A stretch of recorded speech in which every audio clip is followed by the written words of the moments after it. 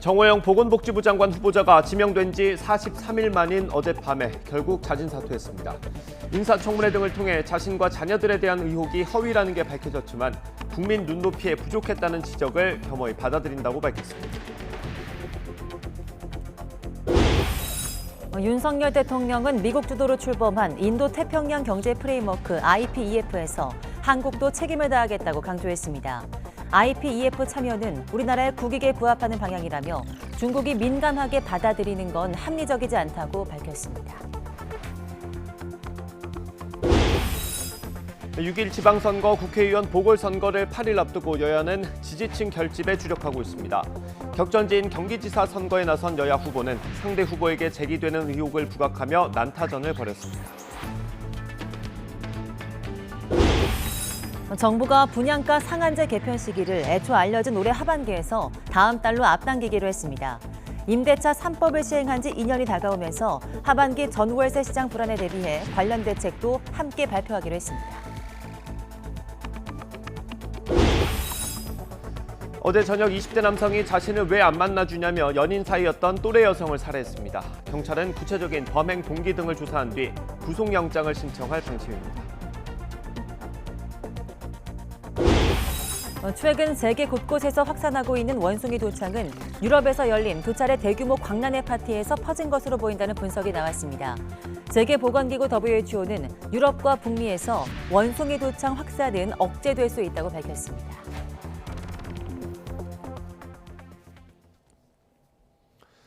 시청자 여러분 안녕하십니까? 5월 24일 굿모닝 YTN 시작합니다. 네, 정호영 보건복지부 장관 후보자가 스스로 물러났습니다. 정 후보자는 모든 의혹이 허위로 드러났다면서도 국민 눈높이에는 부족했다고 밝혔습니다. 첨예한 대치 전국 속에 정 후보자의 사퇴가 여야 협상에 물꼬를 틀 수 있을지 주목됩니다. 김태민 기자입니다. 자녀의 편입학, 병역특혜 의혹 등으로 아빠 찬스 논란을 불러일으킨 정호영 복지부 장관 후보자가 자진 사퇴했습니다. 지난달 새 정부 1차 내각 인선에서 깜짝 발탁된 지 43일 만입니다. 정 후보자는 인사청문회 등을 통해 자신과 자녀들을 향한 의혹이 허위라는 게 밝혀졌지만 이와는 별개로 국민 눈높이에 부족한 부분이 제기됐고 그 지적을 겸허히 받아들인다고 밝혔습니다. 그러면서 윤석열 정부의 성공과 여야 협치를 위한 미랄이 되겠다며 사퇴 배경을 설명했습니다. 정 후보자는 밤늦게 자진 사퇴를 발표하기 전 윤 대통령과 전화통화를 하고 이런 입장을 전한 것으로 알려졌습니다. 또 지방선거 악영향 등을 우려한 국민의힘 지도부의 결단 촉구도 사퇴 결심에 영향을 미친 것으로 보입니다. 당내 중진 및 또 다수의 의원들로부터 의견을 청취한 결과 그 정호영 후보자가 하자를 장관으로 임명하는 것은 곤란하지 않냐. 정 후보자를 낙마 1순위로 꼽아온 민주당은 이번 사퇴가 늦어도 너무 늦었다고 평가절하했습니다. 끝까지 이 수많은 의혹들에 대해 인정하지 않는 모습을 보며 또 정호영 후보자의 사퇴 문제를 지금까지 끌고 온 것 자체가 윤석열 정부의 인사 참사를 있는 그대로 보여주는 인사정국의 마지막 뇌관이었던 정 후보자 문제가 일단락됐지만 여야의 신경전은 당분간 이어질 전망입니다. 21대 국회 후반기 원 구성에서 당장 법제사법위원장을 누가 차지할지를 놓고 공방이 격화하는 등 엉킨 실타래가 풀리지 않고 있습니다. 이에 따라 한덕수 총리 인준과 정호영 후보자 사퇴로 한 발씩 물러선 여야가 새로운 협상에 물꼬를 틀 수 있을지 주목됩니다. YTN 김태민입니다. 네, 한덕수 국무총리가 오늘 국회를 방문해서 국회와의 협치에 본격적인 시동을 겁니다. 한 총리는 오늘 오전 박병석 국회의장에 이어서 민주당 윤호중 비상대책위원장을 찾아서 첫 인사를 나눕니다. 오후에는 이준석 국민의힘 대표와 김상희 국회 부의장을 잇따라 만날 예정입니다. 한 총리는 국회를 찾아 여야 협치에 가교 역할을 해내겠다는 뜻을 강조할 걸로 보입니다. 네, 미국의 주도로 시작된 인도 태평양 경제 프레임워크 IPEF가 공식 출범했습니다. 출범국 가운데 하나로 회의에 참석한 윤석열 대통령은 우리나라도 책임을 다하겠다고 약속했습니다. 새 정부가 안보는 미국, 경제는 중국과 한다는 역대 정부의 외교 전략을 폐기했다는 평가도 나오고 있습니다. 조윤지 기자입니다. 엄지척을 외치며 한국 땅을 떠난 미국 바이든 대통령은 이튿날 일본에서 IPEF 출범을 공식 서던했습니다. IPEF는 인도태평양 지역 포괄적 경제협력체로 미국이 앞장서고 우리나라와 일본, 인도와 호주 등 13개 나라가 함께 첫 단추를 끼웠습니다. 윤석열 대통령도 용산 집무실에서 화상으로 참석했습니다. 개방성, 포용성, 투명성 원칙에 따라 IPEF가 추진되길 바란다면서 글로벌 공급망 위기에 대응할 국제 공조체계를 강조했습니다. 반도체, 배터리, 미래차 등 첨단 산업의 핵심 역량을 보유한 한국은 영내국과 호혜적인 공급망을 구축할 것입니다. 한국도 굳건한 연대를 바탕으로 책임을 다해 나갈 것입니다. IPEF 선언은 경제 회복력과 지속 가능성, 포용성과 성장 등을 목적으로 영내 협력과 안정, 번영, 개발, 평화에 기여한다고 명시했습니다. 향후 무역과 공급망, 청정에너지와 조세 반부패 등 4개 분야에 걸쳐 논의를 진행할 예정입니다. 다만 우리가 중국 견제 성격의 IPEF에 가입하면서 역대 정부들이 실용주의 차원에서 견지했던 안보는 미국, 경제는 중국, 이른바 안미 경중 노선을 폐기한 거라는 해석도 나옵니다. 윤 대통령이 후보 시절 강조했던 중국과 일정 수준 협력이 불가피하지만 경제 의존도는 줄여야 한다는 뜻의 안보는 미국, 경제는 세계, 안미 경세가 본격화한다는 뜻입니다. 인도 태평양 영내에서 경제 통상과 관련한 좀 광범위한 룰을 만들어 나가는 과정입니다. 당연히 참여를 해야 되는 것이고 과정에서 우리가 빠진다고 한다면 국익에도 피해가 많이 갈 것입니다. 윤석열 대통령은 제로섬 게임이 아니라며 중국과의 관계도 자신했는데 첨예한 미중 갈등 속에 우리 정부의 외교 줄타기도 본격 시험대에 올랐습니다. YTN 조은지입니다. 윤석열 대통령은 인도태평양 경제 프레임워크 IPEF 참여를 중국이 민감하게 받아들이는 것은 합리적이지 않다고 밝혔습니다. 윤 대통령은 어제 방영된 CNN과의 인터뷰에서 IPEF 참여로 인해 중국이 경제 보복 조치를 한다면 어떻게 할 것이냐는 질문에 미국과 안보기술 동맹을 강화한다고 해서 중국과 경제 협력을 소홀히 하려는 의도는 없다면서 이같이 말했습니다. 또 이런 협의체 참여가 한국에 갖는 의미는 무엇인지에 대해서는 국익에 부합하는 방향이라고 생각한다고 설명했습니다. 중국은 한미 정상이 타이완 문제를 언급한 데 대해 항의하면서도 우리나라와 경제적인 협력은 확대하기를 희망했습니다. 하지만 대중 압박 강화를 주요 내용으로 하는 미일 정상회담 결과에 대해서는 거세게 반발했습니다. 베이징에서 강성웅 특파원이 보도합니다. 한미 정상이 타이완의 평화와 안정의 중요성을 재차 언급한 것에 대해 중국이 입장을 밝혔습니다.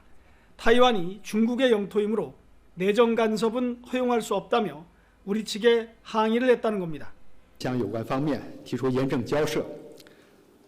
台湾是中国领土，台湾问题纯属中国内政，我们绝不允许任何国家以任何方式干涉中国内政。 중국은 지난해 5월 한미 정상 공동성명에 타이완이 처음 포함됐을 때도 우려를 표시했습니다. 우리나라의 인도태평양 경제 프레임워크 가입에 대해서는 우회적으로 불만을 나타냈습니다. 중국을 배제하기 위한 디커플링과 기술 봉쇄는 엄중한 결과를 초래할 것이라고 경고를 한 겁니다.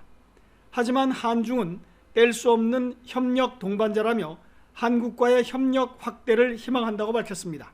我们认同韩方一道，以两国建交30周年为契机，进一步深化贸易投资合作，拓展新领域合作，促进区域合作。 중국은 미국과 일본이 정상회담에서 대중 견제를 강화하기로 한 것에 대해 반발했습니다. 바이든 대통령이 타이완 유사시 군사 개입 의사를 밝히자 행동으로 주권을 지킬 것이라며 맞섰습니다. 일본에 대해서는 과거 침략의 역사를 지적하며 타이완 문제에 신중하라고 경고했습니다.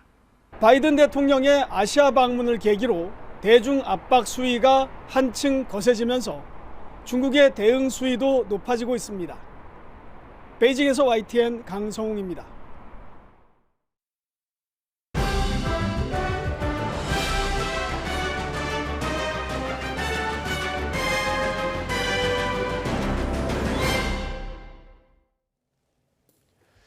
네, 6일 지방선거 이제 8일 앞으로 다가왔습니다. 국민의힘은 민주당 심판론으로 사전투표를 독려했고 민주당은 투표하면 이긴다는 읍소 전략으로 맞불을 놨습니다. 엄윤주 기자가 보도합니다. 국민의힘은 민주당이 현직 단체장을 많이 차지하고 있는 만큼 자칫 조직력에서 밀릴 수 있다는 판단에 따라 소속 의원 전원이 오는 27일부터 사전투표에 참여하기로 했습니다. 모두가 사전투표를 통해서 투표율을 올리자. 그래서 모든 국회의원들이 사전투표를 저는 다 사전투표를 하기로 그렇게 방침을 정했습니다. 민주당 심판론을 내세우며 이재명 총괄선대위원장을 포함한 지도부를 정조준했고 민주당이 공세를 펴고 있는 공공부문 민영화 추진 이슈에 대해서는 허위사실 유포라고 법적 대응에 나섰습니다. 국민의힘이 지지층 총결집을 시도하는 가운데 민주당도 투표하면 이긴다며 투표율 끌어올리기에 전력을 다하고 있습니다. 이재명 총괄선대위원장은 최근 자신이 출마한 인천 계양을 보궐선거에서 오차범위한 접전이라는 일부 여론조사 결과를 존중한다면서도 투표장에 가서 꼭 투표해달라고 강조했습니다. 우리를 통해서 희망을 만들고 했던 분들이 투표장에 가기만 하면 포기하지만 않으면 다른 분들 포기하지 않게 하면 우리가 이길 수 있다. 수도권 최대 승부처인 서울에서는 국민의힘 오세훈, 민주당 송영길 서울시장 후보 간 신경전이 갈수록 뜨거워지고 있습니다. 계획을 세운 것을 보고 급조된 공약이 아닌가. 다만 송영길 후보가 지금 말씀드린 대로 그건 예산상으로도 그렇고 실현 가능성도 매우 떨어진다. 어린이들 밥 주면 안 된다고 울고 시장직을 그만두는 시장이 아니라 실제로 우리 아이들의 밥을 아침밥까지 먹이고 아이들을 우리 아이처럼 챙기는 서울시장이 되겠습니다. 지방선거는 총선이나 대선에 비해 투표율이 상대적으로 낮습니다. 초접전 박빙 승부에서는 지지층을 최대한 결집시켜 투표장으로 더 많이 이끌어내는 쪽이 유리할 수밖에 없어 여야의 투표 참여 호소는 계속될 것으로 보입니다. YTN 엄윤주입니다. 네, 경기지사 후보 2차 TV 토론회에서 더불어민주당 김동연 후보와 국민의힘 김은혜 후보가 격돌했습니다. KT 채용 청탁 의혹과 이재명 전 지사 배우자 김혜경 씨의 법인카드 유용 논란이 거론됐습니다. 보도에 김세호 기자입니다. 더불어민주당 김동연 후보와 국민의힘 김은혜 후보는 토론 시작부터 일기 신도시 재건축을 놓고 신경전을 벌였습니다. 도지사 공약으로 갈 때는 공공주도의 재건축을 하시겠다고 했습니다. 그래서 이렇게 가시는 줄 알았더니 그 뒤에 한나절 지난 다음에 다시 바뀌었습니다. 공공이 빠지고 신속한 재건축이라고 민간을 암시하셨죠. 김동연의 일기 신도시 재건축과 리모델링은 주민 의견에 따르는 것입니다. 공공에서 좋은 점도 있고 민간이 좋은 점이 있겠죠.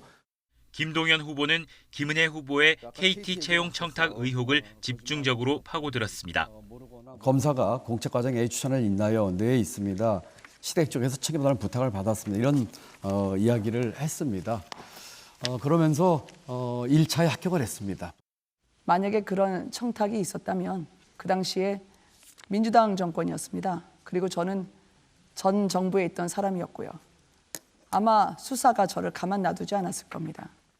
김은혜 후보는 이재명 전 경기도지사의 배우자 김혜경 씨의 법인카드 유용 의혹을 거론하며 이 전 지사와 김동연 후보를 동시에 겨냥했습니다. 국고손실 혐의의 공범이었죠. 그 사적 유용에 지금도 문제가 있다고 생각하신다면 이재명, 김혜경 부부 설득해서 사법당국 조사를 받게 할 생각이 있으십니까? 사법당국에서 할 얘기를 제가 왜 이재명 후보한테 하겠습니까? 사법당국 판단에 따라서 공정하고 투명하게 하겠다면 그 사법당국에서 판단할 일이죠. 김동연 후보 역시 김은혜 후보의 일산대교 무료화 공약에 대해 말 바꾸기라며 공세에 박차를 가했습니다. 경선 과정에서 일산대교 무료화 반대하셨는데 최근에 이제 다시 무료화를 찬성했어요. 무료 프리패스라도 발급해달라고 해서 제가 그분들의 의견이 많아서 일산대교에서 발표를 했습니다. 이 밖에 무소속 강용석 후보는 김은혜 후보의 남편 건물 재산 누락 의혹과 김동연 후보 지인의 기재부 부정 채용 의혹을 동시에 제기했고 강용석 후보에게는 윤 대통령과 당선인 시절 통화했다고 언론 인터뷰한 데 대한 질문이 이어졌습니다. YTN 김세호입니다. 네, 윤석열 대통령이 고 노무현 전 대통령 13주기 추도식을 맞아 권양숙 여사에게 친서를 전달했습니다. 대통령실 관계자는 YTN에 김대기 비서실장을 통해 전달한 대통령 친서에는 부당한 기득권과 반칙, 특권에 맞섰던 노 전 대통령의 정신을 잘 계승해서 대한민국을 더 발전시키겠다는 내용이 담겼다고 전했습니다. 윤 대통령은 또 누구보다 서민적이었던 노 전 대통령의 소탈한 모습을 존경했고 국민 사랑을 받았던 게 생각이 난다면서 권 여사에게 다음에 꼭 찾아뵙고 인사드릴 수 있도록 하겠다는 말도 적었습니다. 노무현 전 대통령 13주기 추도식에 참석한 문재인 전 대통령은 약속을 지켜서 감회가 깊다고 밝혔습니다. 취임 첫 해인 2017년 추도식에서 성공한 대통령이 돼 다시 찾아뵙겠다고 했던 문 전 대통령은 어제 추도식이 끝난 후 SNS에 이렇게 적었습니다. 이어 그리운 세월이었고 아내는 연신 눈물을 훔쳤다면서 함께해 주신 많은 시민께 감사드린다고 밝혔습니다. 네, 서울을 포함한 수도권 재건축 재개발 사업장에서 분양가 문제로 갈등이 잇따르자 정부가 분양가 상한제를 개편하기로 했습니다.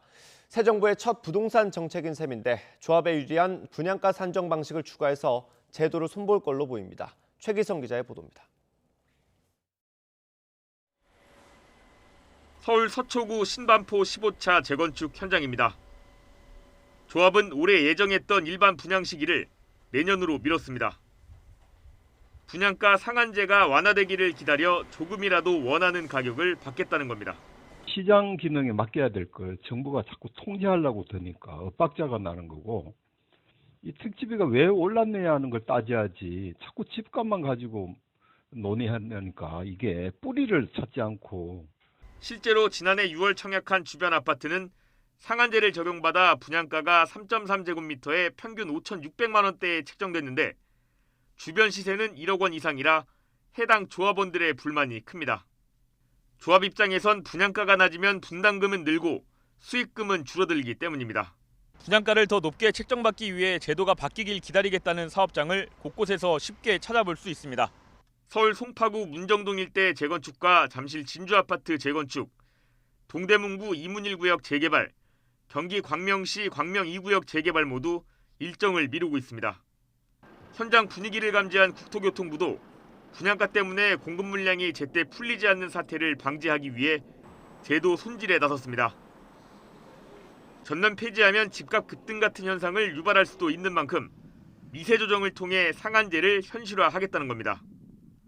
분양을 받는 실소유자의 입장에서 실거래가보다 시세보다 저렴한 가격의 양질의 주택을 분양받을 수 있다. 내 집 마련 관점에서는 상당히 유리한 제도라고 볼 수 있고요. 그동안 분양가에 반영하지 않았던 항목을 새로 넣어 가격을 산정하는 방식으로 개편이 이뤄질 것으로 보입니다. 택지비 산정 기준에 미래 개발 이익을 새로 포함하거나 가산비에 조합원 이주비와 조합 사업비, 금융이자 비용 등을 추가하는 방안이 거론됩니다. 분양가 상한제 개편의 취지가 아무래도 분양가 현실화에 있다 보니까 분양가가 오르는 요인이 되고요. 일반 분양 받으시는 분들은 분양가 상승에 따라서 자금 마련에 따른 부담이 커지는 단점도 있습니다. 원희룡 국토부 장관은 부작용을 최소화하고 공급을 촉진하는 의미에서 다음 달 안에 제도 개편안을 발표하겠다고 밝혔습니다. YTN 최기성입니다.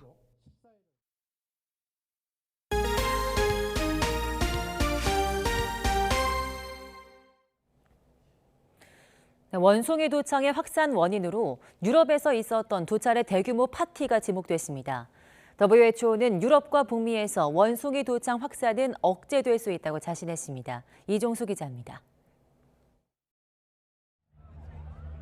최근 스페인에서 열린 파티 모습입니다. 이 파티와 벨기에에서 열린 광란회 파티에서 동성애자와 양성애자 남성 간 성관계에서 최근 선진국 원숭이 도창 감염 확산이 비롯됐다는 게 유력한 가설이라고 WHO 고위급 고문이 말했습니다. 데이비드 헤이만 런던 위생열대 의학대학원 교수는 원숭이 도창이 감염자의 병변에 밀접 접촉했을 때 퍼진다며 성적 접촉이 전이를 증폭한 것 같다고 덧붙였습니다. WHO는 하지만 원숭이 두창 전파를 억제할 수 있다는 입장을 밝혔습니다. And the thing I just want to say here is that this is a containable situation, particularly in the countries like where we are seeing these outbreaks that are happening across Europe, in North America as well. WHO는 원숭이 두창이 코로나19와는 다른 바이러스로 변이를 일으킬 가능성이 크지 않다고 보고 있습니다. We can say that this is a DNA virus. The mutation rate is much lower than for RNA viruses, and so it's a very stable virus. 또 원숭이 두창 확진자 대부분은 증상이 심각하지 않다고 설명했습니다. 원숭이 두창이 성행위를 통해 감염될 수 있지만 기본적으로 성병은 아니라고도 강조했습니다. 블룸버그 통신은 한 덴마크 생명공학 업체가 원숭이 두창 감염 사례가 확인된 여러 나라와 백신 공급 논의를 하고 있다고 전했습니다. 이 회사의 천연두 백신은 미국과 캐나다에서 원숭이 두창용으로도 승인받았고 유럽연합에서도 승인이 추진되고 있다고 블룸버그는 전했습니다. YTN 이종수입니다. 세계보건기구는 코로나19 대유행이 아직 끝나지 않았다고 경고했습니다. 전 세계 70개국에서 확진자가 다시 증가하고 있고 새로운 변이의 출현 가능성이 있다며 흔들림 없는 방역과 백신 접종을 촉구했습니다. 이동원 기자입니다. 3년 만에 스위스 제네바에서 대면으로 열린 총회에서 세계보건기구 WHO는 코로나19 대유행이 아직 끝나지 않았다는 점을 분명히 했습니다. It's not over anywhere until it's over everywhere. Reported cases are increasing in almost 70 countries in all regions. 전 세계적으로 지난 1월 오미크론 변이의 정점을 지났고 사망자가 2020년 3월 이후 최저 수준으로 떨어졌지만 최근 확진자가 다시 늘고 있다는 것입니다. 전 세계 평균 백신 접종률이 60%에 불과하고 10억 명에 가까운 저소득국 주민들이 아직 백신을 맞지 못한 상황에서 새로운 변이의 출현 가능성을 경고했습니다.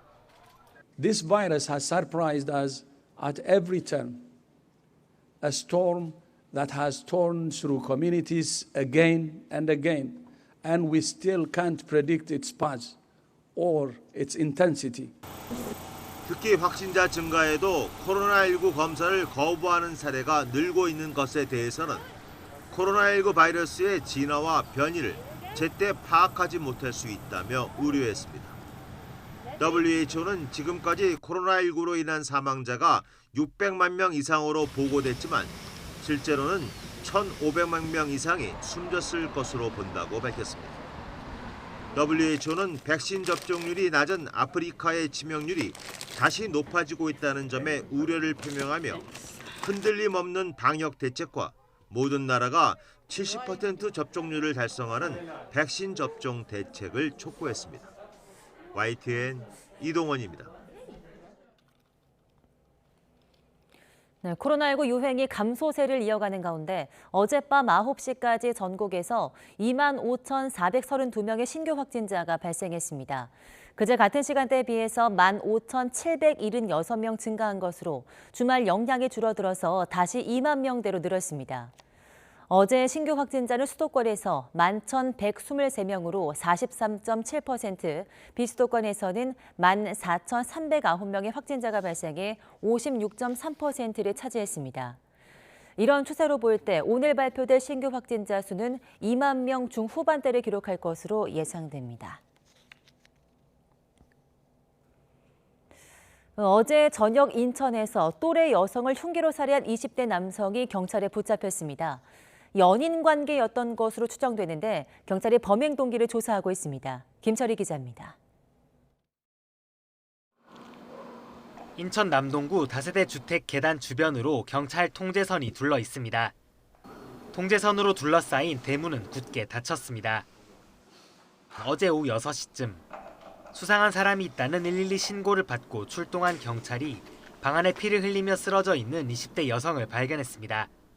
약속이 있어서 나왔는데 경찰차가 와 있어서 좀 사람들이 웅성성하고 경찰분 몇 분이서 내리셔서 보고 있는 그런 상황이어가지고. 흉기에 찔려 크게 다친 피해자는 근처 병원으로 옮겨졌지만 결국 숨졌습니다. 피해자에게 흉기를 휘두른 20대 남성 A씨는 현장에서 긴급 체포됐습니다. A씨는 연인 사이였던 피해자에게 왜 자신을 만나주지 않느냐며 흉기를 휘두른 것으로 전해졌습니다. 그냥 그거 같은데 그 여자친구가 안 만나준다고, 자기 안 만나준다고. A씨 역시 이 과정에서 팔 쪽에 가벼운 상처가 나 병원에서 치료를 받고 있습니다. 경찰은 치료가 끝나는 대로 A씨를 불러 구체적인 범행 동기 등을 조사할 방침입니다. 지난해 1월부터 9월까지 데이트 폭력으로 경찰에 입건된 사람만 7천여 명. 데이트 폭력이 갈수록 흉포화되고 있는 만큼 젠더 폭력에 대한 교육을 강화해야 한다는 지적이 나옵니다. YTN 김철입니다.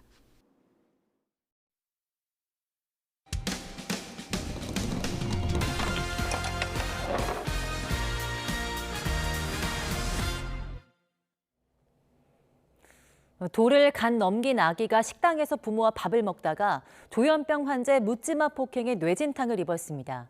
그런데 가해자 측이 맞고소를 하면서 이 아기 아빠도 검찰에 넘겨졌는데요. 도대체 무슨 일이 있었는지 황보혜경 기자가 보도합니다. 지난해 12월 경기 김포시에 있는 식당입니다. 부모가 아이 둘을 데리고 저녁을 먹는데 한 남성이 다가옵니다. 이 남성이 14개월 된 아기가 앉아있던 의자를 갑자기 붙잡더니 뒤로 확 넘어뜨려 버립니다. 놀란 엄마가 아기를 재빨리 안아 올리고 아빠는 가해 남성을 뒤쫓아갑니다. 갑자기 뒤에서 이제 우당탕 소리가 나가지고 이렇게 옆을 보니까 아이가 의자가 뒤로 넘어가 있고 아이는 바닥에 이렇게 라딩으로 얹어가지고 자지러지게 울고 있고. 설상가상으로 코로나19 탓에 대형 병원에서 소아 응급 환자를 받지 않아 여러 군데를 돌아다녀야 했습니다. 어렵게 찾아간 병원에서 아이는 결국 뇌진탕 진단을 받았습니다. 겨우 CT 촬영을 이제 해가지고 결과를 이제 보게 된 거죠. 뇌진탕 3주 진단을 받았어요. 이제 그 이후에 아이가 자다가 한 번씩 이렇게 깨가지고 비명을 지르면서. 가해자인 20대 남성 A씨 부모가 자신의 아들이 조현병 환자라며 선처를 부탁했습니다. 하지만 아기 상태를 고려해 A씨를 경찰에 고소했습니다. 엄마가 와서 조현병이다, 아픈 아이다 라고 얘기를 해가지고 뉴스로만 접했는데 저희한테 이렇게 닥칠지는 정말 꿈에도 몰랐고. 그런데 황당한 일이 벌어졌습니다. 아이 아빠 역시 피의자로 입건됐다는 연락을 받은 겁니다. 넘어진 아이를 본 아빠가 A씨를 뒤쫓아가 뒤통수를 때린 게 화근이었습니다. 제가 기억하기로는 머리를 한 2차례 정도 때린 것 같고요. 적반하장식으로 저도 똑같이 가해자로 몰아서 이렇게 고소를 했을 때 좀 기가 막혔고요. 경찰에 정당방위라고 호소도 해봤지만 사건 발생 이후라 폭행 혐의를 피할 수 없었습니다. 사건이 종료된 이후에 가해자를 때린 행위를 했기 때문에 정당방위가 성립하지 않습니다. 또 폭행 이외에 가해자에게 책임을 묻는 다른 방법이 존재하기 때문에 정당행위 성립도 어려워 보입니다.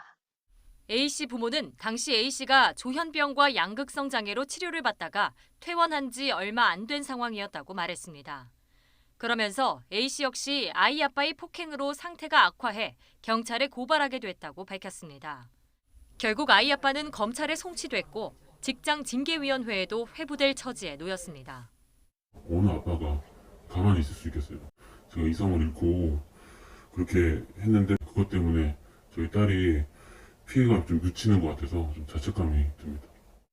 단란했던 가족에게 닥친 청천벽력 같은 일. 아이 부모는 이제 기나긴 법정 싸움을 준비하고 있습니다. YTN 황보혜경입니다.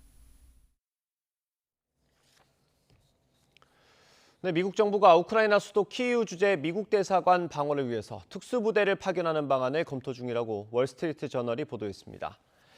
이 신문은 키이우 주재 미국 대사관이 러시아군의 미사일 사정권 안에 들어있어서 보호할 필요성이 크지만 우크라이나 수도에 미군 병력이 진입하면 러시아가 이를 도발로 받아들여 결단이 쉽지 않다고 전했습니다. 2년여 만에 열린 스위스 다보스 포럼에서는 우크라이나 침공에 대한 규탄의 목소리가 이어졌습니다. 이런 가운데 맥도날드에 이어 스타벅스도 러시아에서 철수하기로 했습니다. 김은건 기자가 보도합니다. 코로나19 여파로 2년여 만에 열린 스위스 다보스 포럼. 세계 정재계 주요 인사가 모인 이번 회의의 최대 이슈도 우크라이나 전쟁입니다. 화상연설에 나선 젤렌스키 대통령은 우크라이나가 러시아의 진군을 멈추게 했다며 국제사회의 지원을 호소했습니다. Ось чому Україні потрібні фінанси. Це мінімум 5 мільярдів доларів щомісячно. 특히 석유 금소와 은행 거래 차단, 무역 중단 등 러시아의 공격을 멈추기 위해 최대한의 제재가 필요하다고 강조했습니다. Щоб Росія і кожен інший потенційний агресор, який хоче піти жорстокою війною проти сусіда, чітко знали, до чого це одразу призводить. 러시아는 우크라이나 수도 키이우와 제2도시 하르키우에 집중 포격을 가하는 등 공격의 고삐를 늦추지 않았습니다. 동맹국 벨라루스와 정상회담에 나선 푸틴 대통령은 국제사회 제재에 루블화 결제로 효과적으로 대응하고 있다고 자평했습니다. Товарным группам переходим на национальную валюту, на рубли, и это способствует укреплению рубля. 하지만 유엔 제네바 대표부에서 근무하는 베테랑 외교관이 우크라이나 침공을 비판하며 사임하는 등 러시아 내부의 동요도 커지고 있습니다. 특히 이번 전쟁을 기획한 사람들이 원하는 것은 영원히 권력을 누리는 것이라며 사실상 푸틴 대통령을 겨냥했습니다. 또 맥도날드에 이어 세계 최대 커피 업체인 스타벅스도 15년 만에 러시아에서 완전히 철수하기로 하는 등 서방 기업들의 러시아 탈출 행렬이 이어지고 있습니다. YTN 김은건입니다. 네, 오는 30일 미국 현충일인 메모리얼데이 연휴에 북한이 추가 도발에 나설 가능성이 있다는 미국 전문가의 주장이 제기됐습니다. 빅터 차 전략국제문제연구소 부소장은 토론회에서 북한의 무력 도발을 메모리얼데이 주말에 보게 될 것으로 생각한다고 말했습니다. 백악관 국가안보회의 아시아 담당 국장을 지낸 차 부소장은 북한은 미국의 국경일을 사랑한다며 자신이 정부에서 일할 때 북한은 7월 4일 미국 독립기념일에 모든 도발을 감행하곤 했다고 설명했습니다. 네, 오는 8월 우리나라 최초의 달 탐사선이 미국에서 발사될 예정입니다. 탐사선의 이름은 국민 공모를 통해서 다누리로 선정됐습니다. 양회영 기자의 보도입니다. 대한민국 최초의 달 궤도 탐사선의 이름이 다누리로 정해졌습니다. 국민 공모를 통해 정해진 이름으로 순우리말 달과 누리다의 누리가 더해 만들어졌습니다. 국내 첫 달 탐사가 성공이길 기원하는 마음을 담아 달을 남김없이 모두 누리고 오라는 의미가 담겼습니다. 달 궤도선 심사 기준은 그 주제의 적합성, 상징성, 참신성, 또 발음, 기억 용이성 이런 것들을 기준으로 했고요. 특히 그 블라인드 심사를 통해 후보작을 선정하고 국민 선호도 및 전문가 평가를 통해서 최종 명칭을 결정했습니다. 다누리라는 명칭을 제안한 수상자는 과기정통부 장관상 수상과 함께 오는 8월 다누리 달 탐사선 발사 현장을 참관하게 됩니다. 제가 제안한 이름으로 1년 동안 달 궤도 이렇게 탐사를 한다고 생각을 하면 그냥 달을 볼 때마다 굉장히 뿌듯한 기분이 들 것 같습니다. 탐사선 다누리는 우리 시각 오는 8월 3일 미국 플로리다에서 스페이스X 팔컨 9 로켓에 실려 발사될 예정입니다. 다누리는 마지막 우주 환경 시험을 완료했고 현재 발사장 이송을 위한 최종 마무리 작업을 진행 중입니다.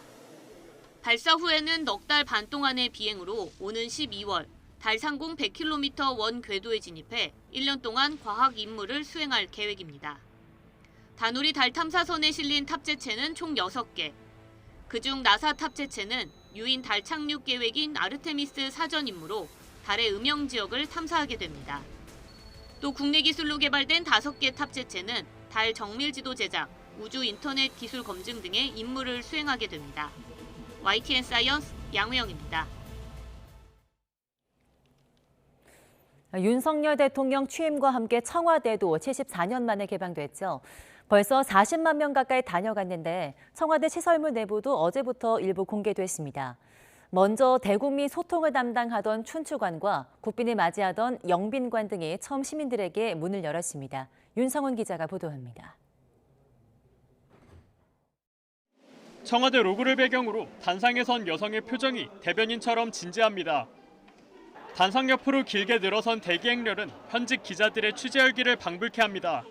청와대가 시민에게 문을 연 지 2주 만에 언론 소통 창구였던 춘추관 내부가 처음 공개됐습니다. 청와대가 개방했다는 소식을 듣고 아이와 함께하면 굉장히 좋을 것 같다라는 생각이 들어서 방문하게 되었고요. 그 기자회견 하거나 뭐 브리핑했던 그런 장소들 그런 내용들이 이제 새록새록 생각이 나고. 역대 대통령들이 직접 카메라 앞에 서서 입장문을 발표하고 기자들이 질문하던 2층 브리핑룸도 문이 활짝 열렸습니다. TV에서만 보던 청와대 프레스센터를 찾은 관람객들은 마치 취재진이 된 듯 연신 셔터를 누릅니다. 평상시에는 그냥 그 TV에서만 보다가 와서 보니까 역사적인 현장이라 아무래도 느낌 이런 거는 좀 느낌이 좀 다르게 다가오는 것 같아요. 춘추관과 함께 내부가 공개된 영빈관 앞에도 관람객들의 줄이 길게 이어졌습니다. 이곳은 국빈을 환영하는 대규모 만찬을 열거나 역대 대통령들이 각계 인사들을 초청해 국민과 직접 소통하는 행사를 열 때 활용했던 장소입니다. 대통령을 상징하는 봉황무늬 앞에서 멋진 포즈를 취해보고 영빈관 곳곳을 수놓은 전통 문양들도 둘러봅니다. 밖에서 사진을 보니까 굉장히 웅장하고 크게 느껴졌거든요. 그 조명이라든지 이런 게 손님들을 환영하는 은은한 빛이 있어서 그런 부분에서는 좋았는데 생각보다 아주 소박했습니다. 제가 국빈이 된 그런 느낌이었고 처음 보는 거라서 좋았어요. 청와대가 처음 개방된 뒤 경내만 둘러볼 수 있었던 개방 1단계 2주 동안 38만 명에 달하는 시민이 청와대를 찾았습니다. 개방 2단계인 다음 달 11일까지는 춘추관과 영빈관을 시작으로 관저와 본관 등 주요 내부 시설을 차례대로 개방할 예정입니다. 관람을 원하는 시민들은 미리 신청을 통해 예약해야 하는데 문화재청은 다음 달 11일 이후에는 상시 개방하는 방안도 고려하고 있습니다. YTN 윤성훈입니다. 전북 군산대학교 캠퍼스 안에서 정체불명의 인공동굴 여러 개가 잇따라 발견됐습니다. 군산대 박물관은 교내 공과대학 인근에서 인공동굴 4개를 발견했다고 밝혔습니다. 해당 지역에는 6.25 전쟁 당시 주민 학살터였던 곳을 비롯해서 인공동굴 총 7개가 있는 것으로 추정됩니다. 군산대 측은 태평양 전쟁 말기 일본군이 무기고 등으로 쓰기 위해서 이들 동굴을 판 것으로 보고 추가 조사에 나설 예정입니다. 최강 중국을 꺾고 12년 만에 세계선수권 우승을 차지한 여자 배드민턴 대표팀이 뜨거운 환영 속에 돌아왔습니다. 지난 14일 태국 우버컵 결승에서 7시간 혈투 끝에 우승을 차지한 대표팀은 귀국 후 곧바로 서울에서 열린 환영회에 참석했습니다. 김충회 대표팀 감독은 결승전에서 특유의 정신력으로 좋은 경기를 한 것 같다고 말했고 주장 김소영도 우승 후 일주일이 지났지만 여전히 꿈만 같다고 소감을 밝혔습니다. 탁구 유망주 유예린이 독일 베를린에서 열린 월드 테이블 테니스 유스 컨텐터 대회 15세 이하부 정상에 올랐습니다. 서울 올림픽 금메달 류남규 삼성생명 감독에 따른 유예린은 아직 만 14살이 안 됐지만 특히 백핸드와 강한 정신력을 앞세워 일본 선수의 역전승을 거두었습니다. 최근 15세부 대표로 뽑혀서 태극마크를 단 뒤 첫 국제대회에서 우승을 일구는 파란을 연출했습니다. 아직 달력상으로는 5월이지만 계절의 시계는 한여름을 가리키고 있습니다. 오늘도 한낮에는 30도를 웃도는 곳이 많겠는데요. 현재 서울 기온은 17도로 어제보다 조금 낮지만 한낮에는 30도까지 오르면서 어제만큼 덥겠습니다. 경북 경산의 낮 기온은 34도로 어제보다 더 높아지겠고요. 또다시 올봄 최고 기온을 기록하는 곳도 있겠습니다. 또한 낮 동안 강한 볕이 내리쬐면서 전국적으로 자외선 지수가 높게 지속했습니다. 높은 기온과 자외선이 더해지면서 오존 농도도 짙어지겠는데요. 외출하실 때에는 자외선 차단제 꼼꼼하게 발라주시고 오존 생성이 활발한 차도에서 떨어져 이동하는 것이 좋겠습니다. 현재 기온 살펴보면 서울은 17도, 대전 15.3도 등 어제보다 조금 낮은 기온을 보이고 있습니다. 한낮에는 맑은 하늘 아래 서울 낮 기온 30도, 광주 32도, 대구는 33도까지 오르는 등 어제와 비슷하거나 조금 높겠습니다. 목요일인 모레 새벽부터 아침 사이 중부와 경북, 전북 지방에는 비가 조금 내리겠고요. 때이른 더위도 잠시 주춤할 전망입니다. 오늘 아침까지 중부와 영남 지역에는 짙은 안개를 주의하셔야겠습니다. 또한 이들 지역으로는 미세먼지 농도도 짙게 나타나는 곳이 있으니까요. 호흡기 관리에도 각별히 신경 써주시기 바랍니다. 지금까지 상암동 야외 스튜디오에서 YTN 홍나실입니다. 정호영 보건복지부 장관 후보자가 제기된 각종 의혹과 관련해 국민 눈높이에 부족했다며 지명된 지 43일 만인 어젯밤에 자진 사퇴했습니다. 한덕수 국무총리는 오늘 국회의장단과 여야 지도부를 잇따라 예방해 협치 행보에 나섭니다. 윤석열 대통령은 북한 눈치를 보며 지나치게 유화적인 정책을 펴는 건 결과적으로 실패했다는 것이 증명됐다고 밝혔습니다. 북한과의 비핵화 관련 대화는 김정은 국무위원장의 선택에 달렸다고 말했습니다. 정부가 분양가 상한제 개편 시기를 애초 알려진 올해 하반기에서 다음 달로 앞당기기로 했습니다. 임대차 3법 시행 2년이 다가오면서 하반기 전월세 시장 불안에 대비해 관련 대책도 함께 발표하기로 했습니다. 오늘도 서울의 한낮 기온이 30도까지 오르는 등 때이른 여름 더위가 기승을 부리겠습니다. 볕이 강해 자외선 지수도 높겠고 오존 농도도 매우 짙어질 것으로 보여 장시간 야외 활동을 자제하셔야겠습니다.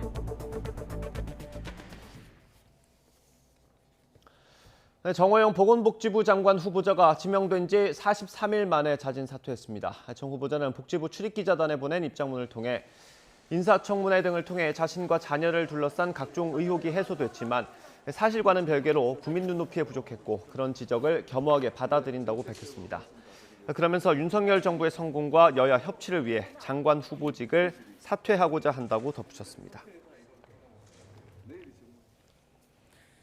국민의힘은 정호영 후보자의 사퇴에 대해서 야당과 협치를 위한 결단이라고 평가했습니다. 양금희 원내대변인은 권성동 원내대표가 정 후보자에 대한 당내 의견을 윤석열 대통령에게 충분히 전달해서 그 부분이 수용된 것이라며 이같이 밝혔습니다. 반면 민주당은 정 후보자의 사퇴가 늦어도 너무 늦은 결정이라고 평가절하했습니다. 오영환 원내대변인은 YTN과 전화통화에서 정 후보자 사퇴는 당연한 결과라며 정 후보자 문제를 지금까지 끌고 온 것 자체가 윤석열 정부의 인사 참사를 그대로 보여주는 단면이라고 지적했습니다. 조 바이든 미국 대통령이 미일 정상회담 뒤 기자회견에서 중국이 침공하면 타이완에 군사 개입을 하겠다고 한 걸 두고 논란이 일고 있습니다. 백악관과 미국 국방부는 미국의 약속을 강조한 것으로 하나의 중국 정책이 변하지 않았다고 해명했습니다. 워싱턴에서 강태혁 특파원의 보도입니다. 바이든 대통령은 미일 정상회담 직후 기자회견에서 중국이 타이완 주변에 군용기를 보내 무력 시위를 한 데 대해 경솔하게 위험한 짓을 한다고 비난했습니다. 특히 타이완 침공은 지역 전체를 혼란에 빠뜨리고 우크라이나 사태와 비슷한 반응이 있을 것이라고 경고했습니다. 그러면서 군사 개입도 할 것이라고까지 말했습니다. Are you willing to get involved militarily to defend Taiwan if it comes to that? Yes. You are. That's the commitment we made.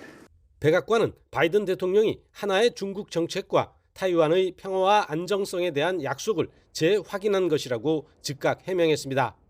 로이드 오스틴 국방장관도 백악관의 해명을 따르는 입장을 밝혔습니다. 바이든 대통령은 미국의 약속을 반복했다며 미국의 정책은 변하지 않았다고 설명했습니다. 또 타이완 스스로 방어할 수 있도록 수단을 제공한다는 타이완 관계법에 따른 약속을 강조했다고 거듭 확인했습니다. As the president said, our one China policy has not changed. He reiterated that policy in our commitment to peace and stability across the Taiwan Strait. 미국은 그동안 타이완 관계법에 따라 자위 수단을 제공할 근거를 두고 있지만 군사 개입에 대해선 명확한 입장을 밝히지 않는 전략적 모호성을 유지해 왔습니다. 하지만 군사 개입이 거론되면서 미국 정부가 확대 해석 차단에 나선 셈이지만 인도태평양 경제 프레임워크 출범으로 가뜩이나 불편한 중국으로서는 반발을 더욱 키울 것으로 보입니다. 워싱턴에서 YTN 강태욱입니다. 중국은 바이든 미국 대통령이 타이완 유사시 군사 개입 가능성을 밝힌 것에 대해서 단호히 반대하며 반드시 주권을 수호할 거라며 반발했습니다. 왕원빈 중국 외교부 대변인은 정례 브리핑에서 이같이 밝히고 타이완 문제에는 타협의 여지가 없으며 중국은 단호한 행동으로 주권을 지킬 거라고 말했습니다. 아울러 미국과 일본이 정상회담에서 타이완 해협의 평화와 안정의 중요성을 강조한 것과 관련해 타이완 집권당과 미국이 타이완 해협의 평화의 최대 위협이라고 반박했습니다.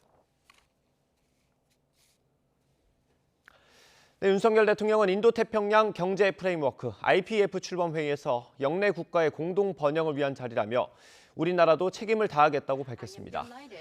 윤 대통령은 코로나19와 공급망 재편, 기후변화 등 어려움 속에 국가 간 연대와 협력이 어느 때보다 필요한 상황에서 영내 국가의 공동 번영을 위한 IPEF 출범은 의미가 매우 크다고 강조했습니다.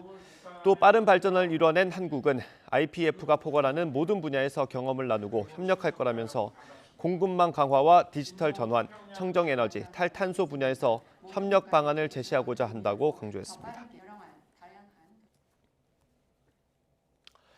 중국이 IPEF를 포함한 한미 공조에 반발하고 나선 가운데 우리 정부는 중국이 새로운 영내 규범을 존중하기를 기대한다고 밝혔습니다. 정부는 여기에 중국이 참여하도록 유도하는 역할도 하겠다고 했는데 실효성은 미지수입니다. 이교준 기자의 보도입니다. 정부는 이번 한미 정상회담을 계기로 한미 동맹이 포괄적 전략 동맹으로 격상됐다고 거듭 밝혔습니다. 한미 동맹 강화로 한중 관계가 약화될 수 있다는 우려에 대해선 양국의 전략적 소통을 강조했습니다. 중국이 만약에 그런 우려를 한다면 그것은 한국이 중국과의 전략적 소통을 통해서 그러한 그 우려를 해소하고 또 상호 존중하면서 협력을 바탕으로 앞으로의 관계를 발전시켜 나가겠다라고 하는 공감대를 만드는 것은 우리 외교의 몫이라고 생각을 합니다. 그러면서 인도태평양 경제 프레임워크 IPEF 출범을 경계하는 중국 정부를 향해 영내의 새로운 규범과 질서를 존중해 줄 것을 당부했습니다. 새롭게 형성되는 인도태평양의 질서와 또 그런 규범을 존중해 가면서 책임 있는 국가로의 역할을 해주기를 기대하고 있습니다. 앞서 박 장관은 KBS와 인터뷰에서 중국이 새로운 규범과 질서에 참여할 수 있도록 유도하는 역할을 한국이 할 수 있다고 밝혔습니다. 하지만 우크라이나 사태 이후 자유민주주의 대 권위주의 충돌과 지정학적 갈등 심화가 우려되는 상황에서 한국의 중재 역할은 쉽지 않아 보입니다. 같이 연대를 내세운 한미의 밀착 행보에 중국이 강하게 반발하고 있어 오히려 한중 고위급 전략 대화 등 조치가 시급하다는 지적이 묻습니다. 중국하고 고위급 전략 대화를 연다든가 아니면 한중 정책 협의단을 파견한다든가 하는 식으로 긴밀히 소통하면서 우리 입장을 설명하고 설득하는 외교를 지속하는 게 필요합니다. 또 중국의 외교적 반발이 경제적 압박으로 전환되거나 북핵 해결에 소극적인 자세로 임할 가능성에도 대비해야 한다는 목소리가 나옵니다. 이 점에서 정부가 이르면 올해 안에 내놓을 독자적인 인도태평양 전략에 외교적 셈법과 대책이 어떻게 담길지 주목됩니다. YTN 이교준입니다. 어제 봉화마을에서 엄수된 고 노무현 전 대통령 서거 13주기 추도식에는 여야 지도부가 일제히 참석했습니다. 특히 보수 정권의 현직 총리를 포함해서 대통령 참모들도 집결해서 국민 통합을 강조했습니다. 여야 모두 노무현 정신을 기렸지만 지방선거를 앞두고 신경전도 이어졌습니다. 박기환 기자가 보도합니다. 윤석열 대통령은 노무현 전 대통령 서거 13주기를 맞아 한국 정치에 참 안타깝고 비극적인 일이라고 말했습니다. 한국 정치에 참 안타깝고 비극적인 일이죠. 그래서 권양숙 여사를 위로하는 말씀을 담았습니다. 윤 대통령은 김대기 비서실장을 통해 권양숙 여사에게 친서를 전했는데 기득권과 반칙, 특권에 맞섰던 대통령의 정신을 계승해 대한민국을 더 발전시키겠다. 다음에 꼭 뵙고 싶다는 내용이 담긴 것으로 전해졌습니다. 노무현 정부 마지막 국무총리이기도 했던 한덕수 총리 역시 유가족에게 윤 대통령의 뜻을 전하고 통합 메시지를 내놨습니다. 노무현 대통령님의 철학은 분명하셨어요. 결국 갈등, 분열 이런 것들이 대화와 타협 그리고 일종의 통합과 상생이라 할까? 이걸로 하여튼 대체돼야 된다. 국민의힘 이준석 대표와 권성동 원내대표 등 보수 여당 지도부도 사실상 처음 노무현 전 대통령 추도식에 대거 참석했습니다. 일부 시민들 야유도 받았지만 권양숙 여사를 위로하고 시종일관 차분하게 자리를 지켰습니다. 저는 앞으로 협치의 틀도 그렇고 또 노무현 대통령님을 모시는 데 있어서도 저희도 소홀함이 없게 하겠다 이렇게 말씀드렸습니다. 범야권 인사들도 총 집결했습니다. 5년 만에 참석한 문재인 전 대통령 내외와 이재명 총괄 선대위원장, 윤호중 박지원 공동 상임선대위원장, 이해찬 한명숙 전 총리도 함께했습니다. 노무현 정신을 되새기고 계승하겠다고 다짐했습니다. 사람 사는 세상의 꿈, 반칙과 특권 없는 세상의 꿈, 앞으로도 잊지 않고 계속 이어가도록 하겠습니다. 그러면서도 여야는 추모식장 밖에선 첨예한 공방을 멈추지 않았습니다. 국민의힘은 소수에게도 말할 권리를 보장하고 법에서 정한 원칙을 지키는 것이 노 전 대통령이 말한 성숙한 민주주의라며 거대 야당인 민주당을 저격했고, 민주당은 노무현 정신이 여전히 살아있는데도 검찰공화국을 향해 속도를 내고 있다며 윤석열 정부의 오만과 독주에 맞설 지방정부를 세워 힘의 균형을 맞춰야 한다고 목소리를 높였습니다. 여야 모두 모처럼 한 목소리로 노무현 전 대통령을 기렸지만 당장 임박한 지방선거와 산적한 현안들 앞에서 노무현 정신에 대한 해석은 서로 달랐습니다. YTN 박견입니다.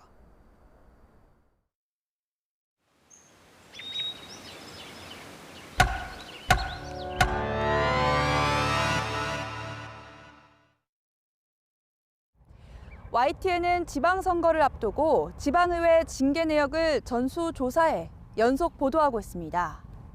앞서 징계받은 지방의원의 70%가 이번 선거에 또 나섰고, 이 가운데 60% 정도가 당의 공천을 받은 사실을 전해드렸는데요.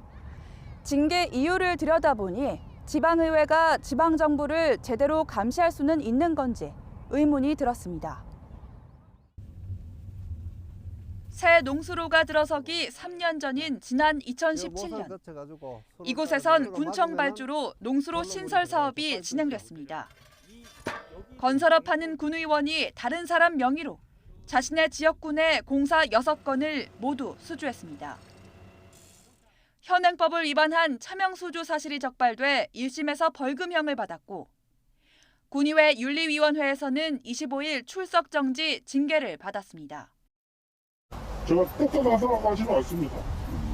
서출지 되기 전부터 했는 일이기 때문에 이 법은 위법이라고 생각합니다.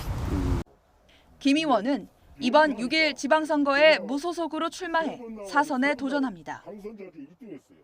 묘하더라고. 어떤 분은 뭐 수사하다가도 제 것대로 하다가도 끝나붙고 제 거는 오히려 더 대쁘고, 사실 뭐 저 같은 사람이 뭐 이렇게 시골에 다 있을 겁니다. 지난 8년 동안 지방의회에서 의결된 징계 건수는 모두 200건입니다. 이 가운데 앞서 보신 것처럼 지방의원 신분을 이용해 불법으로 지역건설 공사계약을 따내거나 알선한 사례, 즉 지방의회와 지방행정권력의 유착, 이해충돌이 30건으로 가장 많았습니다. 하지만 이건 문제가 불거져 징계까지 이어진 극히 일부에 불과합니다. 최근 국민권익위원회 조사 결과 지방의원들의 이해충돌 의심 사례는 무려 300배가 훌쩍 넘는 9,600여 건에 달합니다. 기초의원들의 대다수가 건설업자들이 되게 많습니다. 공사라든지 이 모든 걸 군청에 의해서 받을 수밖에 없기 때문에 군수의 눈치를 볼 수밖에 없습니다. 지자체장과 군의 기초의원들이 결탁을 해야지만 자신들이 원하는 예산 편성안이 나올 수가 있는 거예요. 뭐 초선 혹은 재선해서 정치적인 이력을 쌓아올 때 과거에 어떤 일들을 했고 어떤 사업을 했는지, 그리고 그 사업들을 과연 누가 하고 있는지는 면밀한 좀 조사가 필요하지 않을까. 지방의회 의원들의 징계 사유는 이권 개입 말고도 다양합니다. YTN이 전국 모든 지방의회에 정보 공개 청구해 받은 지난 8년간 의원 징계 내용입니다. 이해충돌 다음으로 가장 많은 건 말이나 글 혹은 거짓으로 타인을 다치게 하는 명예훼손과 모욕, 막말, 폭언입니다. 이외에도 음주운전, 성추행에다 횡령, 사기나 뇌물수수, 성알선 등 온갖 범죄와 부도덕한 행위가 징계 사유로 기록돼 있습니다. 동료 여성 의원을 성추행한 의혹을 받고 있는 의원이 의원직을 상실했습니다. 젊은 여성의 주거지에 침입해 창문을 통해 방안을 쳐다. 우리 사채 논란으로 제명 처분을 받은 의원이 의원직에 복귀한 데 대해 지역 시민단체가 반발하고 나섰습니다. 지방의회에서 의원 간의 부적절한 관계 때문에 진통을 겪고 있습니다. 어차피 자체 징계는 한계가 있을 수밖에 없기 때문에 정말 문제가 많은 의원들은 주민들이 직접 해임시킬 수 있는 그런 제도를 강화하는 게 필요한데 저희 농부들이 얘기하는 비유로 말씀드리자면 씨를 파종을 했는데 불량 씨앗이야 이게. 그래서 씨를 바꾸려고 빼려고 했는데 그것도 마음대로 되지 않고 1년 농사가 파종인데 지역선거 역시 마찬가지로 파종을 잘못하면 먹을 게 없어요. 지방선거를 앞두고 지방의회 실태를 알리는 YTN 연속보도. 내일은 지방의원이 범죄를 저질러도 동료 의원들의 묵인 속에 징계조차 받지 않는 부조리를 보도합니다. YTN 신지원입니다. 네, 조 바이든 미국 대통령의 방한 기간에 북한은 미사일 시험 발사나 핵실험 등 도발을 하는 대신 침묵을 지켰습니다. 김정은 국무위원장의 후계 수업을 맡았던 현철의 원수의 국가장이 공교롭게 같은 기간 진행되면서 도발에 잠시 미뤘을 수 있다는 분석이 나오고 있는데요. 이제 국가장이 끝난 만큼 북한이 준비했던 도발에 다시 착수할지 관심이 모아지고 있습니다. 홍주혜 기자입니다.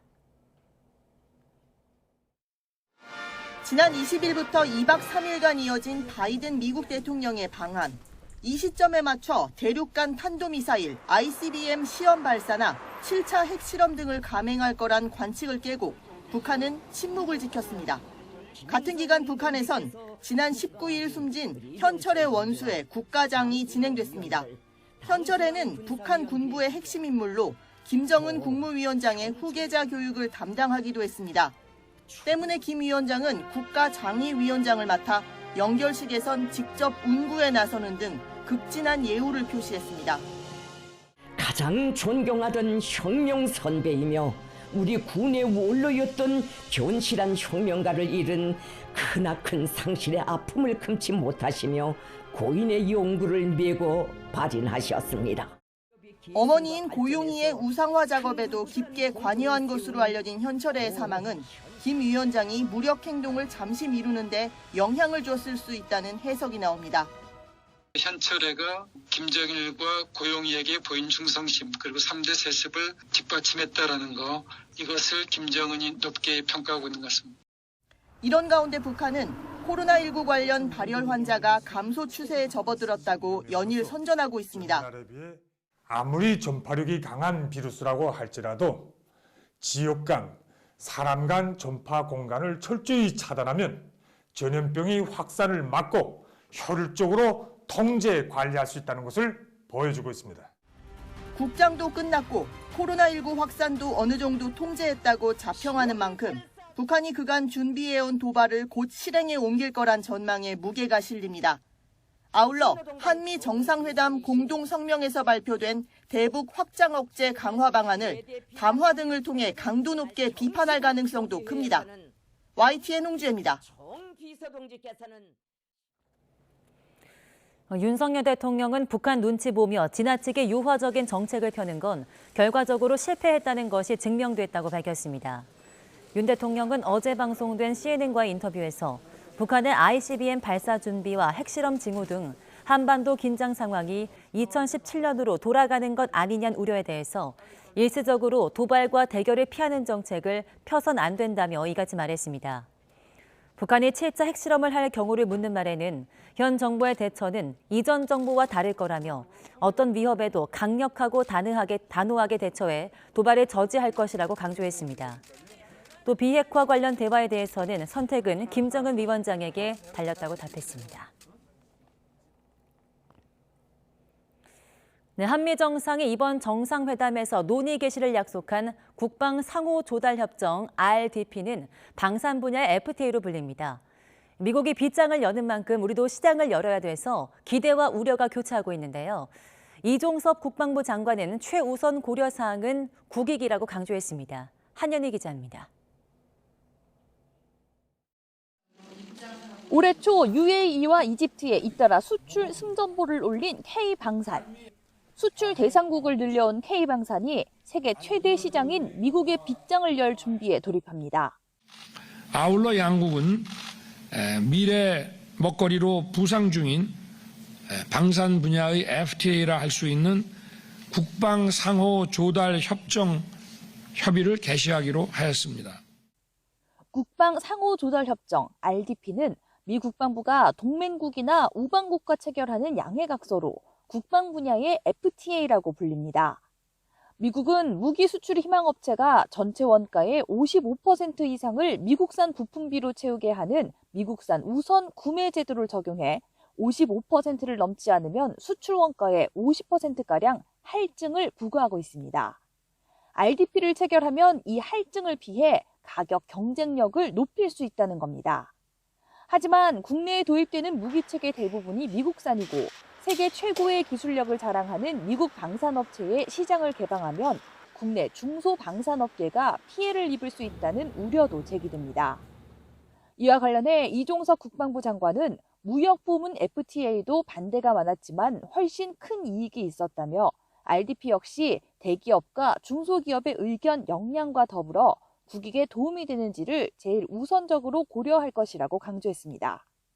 정부는 각계 간담회 등을 통해 추진 방안을 마련할 계획인데 민간 산업과 달리 방위산업은 전적으로 정부가 주도한다는 점에서 고도의 정치적 판단이 필요하다는 지적이 나오고 있습니다. YTN 한현입니다.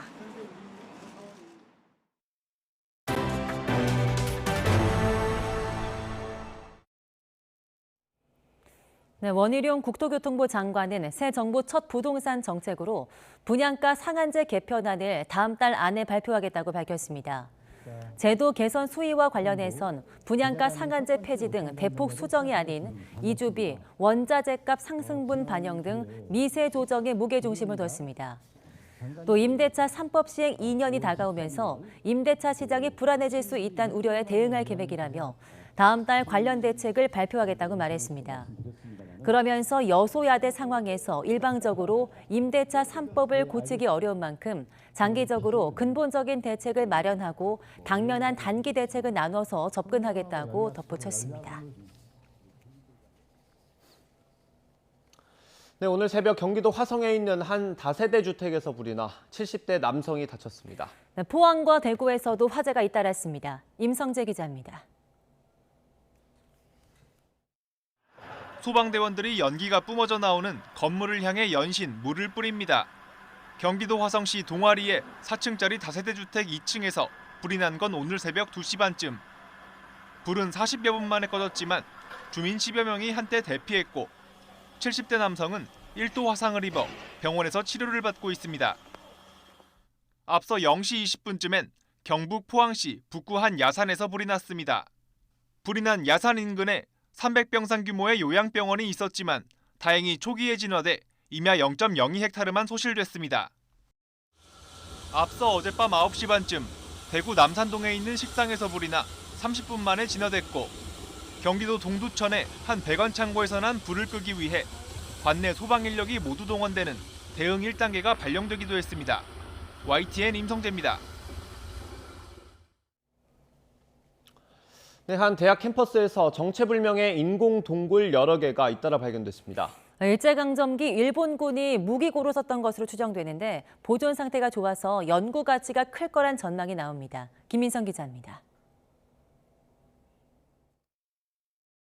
지난 1966년 설립된 국립군산대학교입니다. 캠퍼스 한복판 한 경사면이 통제선에 막혀 있습니다. 성인 남성이 겨우 드나들 만한 틈새 안으로 들어가니 사람이 판 것으로 보이는 동굴이 펼쳐집니다. 입구부터 해서 깊이 30m 정도의 동굴에 직접 들어와 봤는데요. 보이는 것처럼 어디에 쓰였을지 모를 구멍들이 곳곳에 파여 있습니다. 얼마 전 알 수 없는 이유로 입구가 무너져 내린 뒤 소문만 무성하던 동굴이 그 실체를 드러낸 겁니다. 동굴 내부는 거의 원형 그대로 보존돼 있습니다. 이 위에 있는 이 등간격으로 뚫려 있는 이 구멍들은 어떠한 그 구조물을 설치하기 위해서 인위적으로 뚫었을 것으로 생각이 됩니다. 이 일대에 지금까지 파악된 인공 동굴만 6개. 눈으로 보이진 않지만 옛 항공사진 자료상에 입구가 포착된 곳까지 합치면 모두 7개로 추정됩니다. 연구진은 제2차 세계대전 말기 일본군이 이 동굴을 무기고 등으로 활용했던 것으로 보고 있습니다. 인근에 6.25 전쟁 당시 주민 120여 명이 집단 학살된 또 다른 인공 동굴도 있어 새로 발견된 곳들과의 관련 여부도 관심입니다. 근데 여러 동굴이 발견되면서 이 동굴들이 원래는 일제 말기에 일본군이 미군의 주둔을 막기 위해서 뚫었던 동굴들이구나 이렇게 추정이 되고 있습니다. 일본군에서 만들어지고 북한군이 후퇴하면서 우익 인사들을 학살한 것으로 추정이 됩니다. 다만 이제 막 발견된 만큼 이들 동굴의 정확한 역사적 가치는 아직 베일에 쌓여 있습니다. 일제강점기 그 말기에 이곳에 있었던 일본의 그 164단과 관련된 그런 군사 시설로 그렇게 추정이 되고 있고요. 여러 가지 학술 조사나 이런 부분들이 좀 수반되어야 정확한 어떤 그런 그 사실 규명들이 가능하다고 생각됩니다. 연구진은 동굴의 역사를 객관적으로 밝힐 문헌 자료를 수집하는 한편 당시 근처에서 산 주민들의 증언을 확보하는 등 추가 조사도 추진할 예정입니다. YTN 김민성입니다. 네, 고용노동부는 올해 들어 제조업 사망사고, 특히 운반 하역 작업 중 사망사고가 급증함에 따라 내일부터 다음 달 말까지 제조업 사망사고 위험 경보를 발령했습니다. 노동부는 제조업에서의 운반 하역 사고 사망자가 지난 2019년 13명, 재작년 5명, 지난해 7명이었던 것이 올해 들어서 벌써 25명이나 발생해 전체 제조업 사망사고의 3분의 1을 웃도고 있다고 밝혔습니다. 노동부는 위험경보 발령 기간에 고위험 제조업체에 대한 현장 점검을 강화하고 핵심 안전조치 준수에 대한 홍보를 병행 추진할 계획입니다. 국토교통부는 자율주행 모빌리티 서비스 사업 공모를 통해서 오토노머스 A2G와 IT텔레콤이 주관하는 컨소시엄을 각각 최종 사업자로 선정했습니다. 오토노머스 A2G 컨소시엄은 대구 테크노폴리스와 국가산업단지를 배경으로 여객과 물류를 통한 서비스할 수 있는 차량 플랫폼과 관련 통신 인프라 기반을 마련할 예정입니다. 오늘도 때이른 여름더위가 기승을 부리겠습니다. 오늘 서울의 한낮 기온은 30도로 어제와 비슷하겠고요. 경북 경산은 34도까지 올라서 올해 들어서 가장 덥겠습니다. 한낮에는 자외선 지수와 오존 농도도 높게 치솟을 것으로 보이니까요. 햇볕이 강한 시간대에는 외출을 자제해 주시는 게 좋겠습니다. 오늘도 전국적으로 맑은 하늘이 함께하겠고요. 아침까지 중부와 경남 해안 쪽으로는 안개가 짙게 끼겠습니다. 현재 기온 살펴보도록 하겠습니다. 현재 서울 기온은 16.8도, 부산은 20.3도 선까지 크게 올라 있습니다. 낮 기온은 어제와 비슷하거나 조금 더 높겠는데요. 오늘 서울의 한낮 기온은 30도, 대전과 광주는 32도, 대구는 33도 선까지 오르겠습니다. 목요일에는 중부지방에 비가 내리면서 더위가 잠시 주춤하겠고요. 주말부터는 다시 때이른 여름더위가 기승을 부리겠습니다. 지금까지 날씨 정보였습니다. 네, 미국 주도로 시작된 인도태평양 경제 프레임워크 IPEF가 공식 출범했습니다. 이번 회의에 참석한 윤석열 대통령은 우리나라도 책임을 다하겠다고 약속했습니다. 새 정부가 안보는 미국, 경제는 중국과 한다는 역대 정부의 외교 전략을 폐기했다는 평가도 나오고 있습니다. 조은지 기자의 보도입니다. 엄지척을 외치며 한국 땅을 떠난 미국 바이든 대통령은 이튿날 일본에서 IPEF 출범을 공식 서던했습니다. IPEF는 인도태평양 지역 포괄적 경제 협력체로 미국이 앞장서고 우리나라와 일본, 인도와 호주 등 13개 나라가 함께 첫 단추를 끼웠습니다. 윤석열 대통령도 용산 집무실에서 화상으로 참석했습니다. 개방성, 포용성, 투명성 원칙에 따라 IPEF가 추진되길 바란다면서 글로벌 공급망 위기에 대응할 국제 공조 체계를 강조했습니다. 반도체, 배터리, 미래차 등 첨단 산업의 핵심 역량을 보유한 한국은 영내국과 호혜적인 공급망을 구축할 것입니다. 한국도 굳건한 연대를 바탕으로 책임을 다해 나갈 것입니다.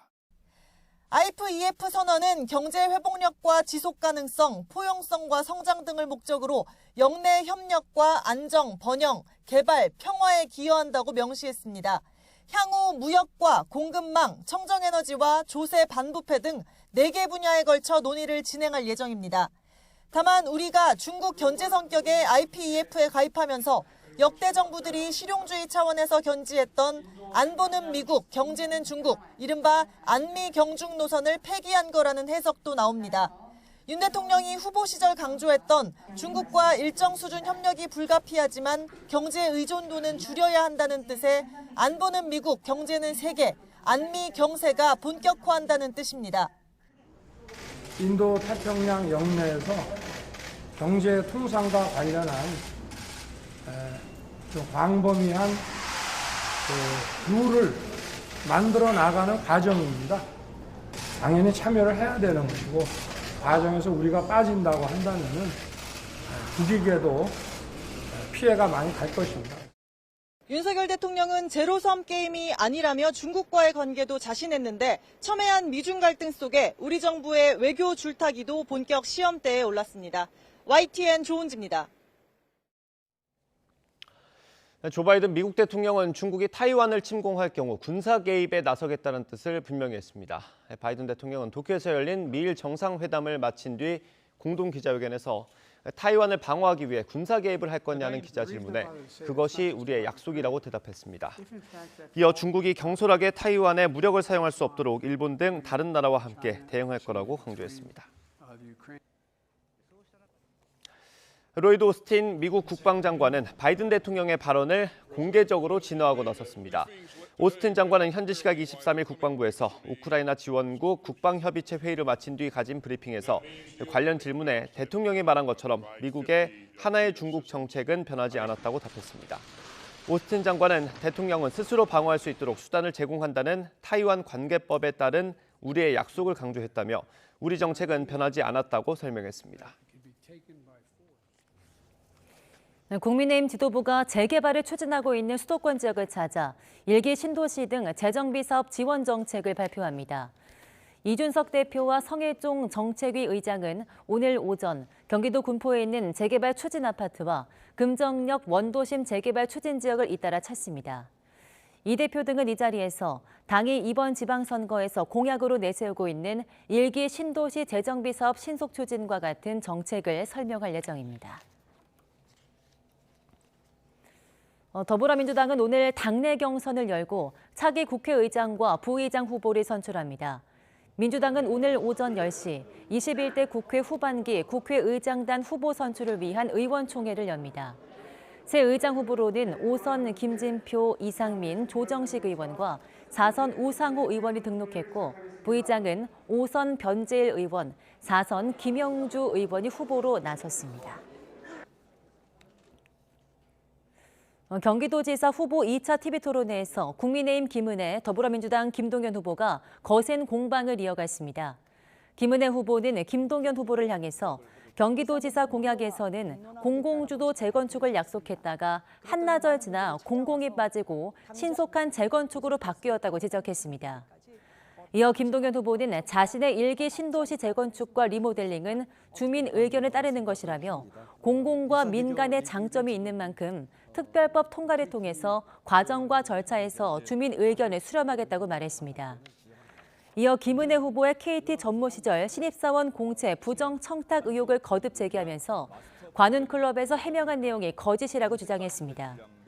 이에 대해서 김은혜 후보는 청탁한 사실이 없다며 당신은 민주당 정권이었고 자신은 전 정부 사람인 만큼 청탁이 있었다면 수사가 가만히 있지 않았을 것이라고 맞받았습니다. 네, 보수 정당이 강세를 이어온 경북 포항과 경주에서는 국민의힘 소속 현직시장이 더불어민주당 후보가 도전장을 내밀었습니다. 야당으로 바뀐 민주당 후보가 양자 대결에서 얼마나 많은 표를 얻을지가 관심입니다. 이윤재 기자입니다. 경북 제1의 도시인 포항에서는 국민의힘 출신 현직 시장이 3선에 도전합니다. 거기에 맞서는 경쟁자는 유성찬 더불어민주당 후보 단 한 명. 유 후보는 친환경 에너지 산업을 키워 침체한 포항 경제를 되살리겠다고 공약했습니다. 철강산업과 더불어서 친환경 산업이 포항 지역의 새로운 먹거리로 정착하게끔 하는 것이 포항 시민들의 어려움, 슬픈 일을 포용하고 감수할 자신이 있습니다. 그에 대해서는 제가 제일 잘할 것입니다. 3선에 도전하는 이강덕 국민의힘 후보는 영일만 대교와 배터리 등 미래 신성장 산업 육성을 약속했습니다. 지난 8년 동안 펼쳐온 정책을 안착시켜 새로운 도약의 발판을 만든다는 목표입니다. 시민들이 꿈꾸는 영일만 횡단대교 반드시 만들어낼 것입니다. 포스텍의 연구중심 의과대학과 스마트 병원을 만들어서 우리 포항을 비롯한 주변 지역 주민들의 의료 혜택을 수도권과 버금가는 포항과 맞닿은 경주도 똑같이 양자대결 구도가 짜였습니다. 더불어민주당은 지난 4년 동안 시의원으로 활동한 한영태 후보를 현직 시장의 대항마로 내세웠습니다. 국민의힘 독주를 막아야 한다며 나선 한 후보는 경주 구도심 활성화를 공약으로 민심 잡기에 나섰습니다. 경주시에 가지고 있었던 어떤 그런 번성기가 지금 많이 퇴세됐다. 시 외곽 지역의 대단위 아파트는 불허하겠다.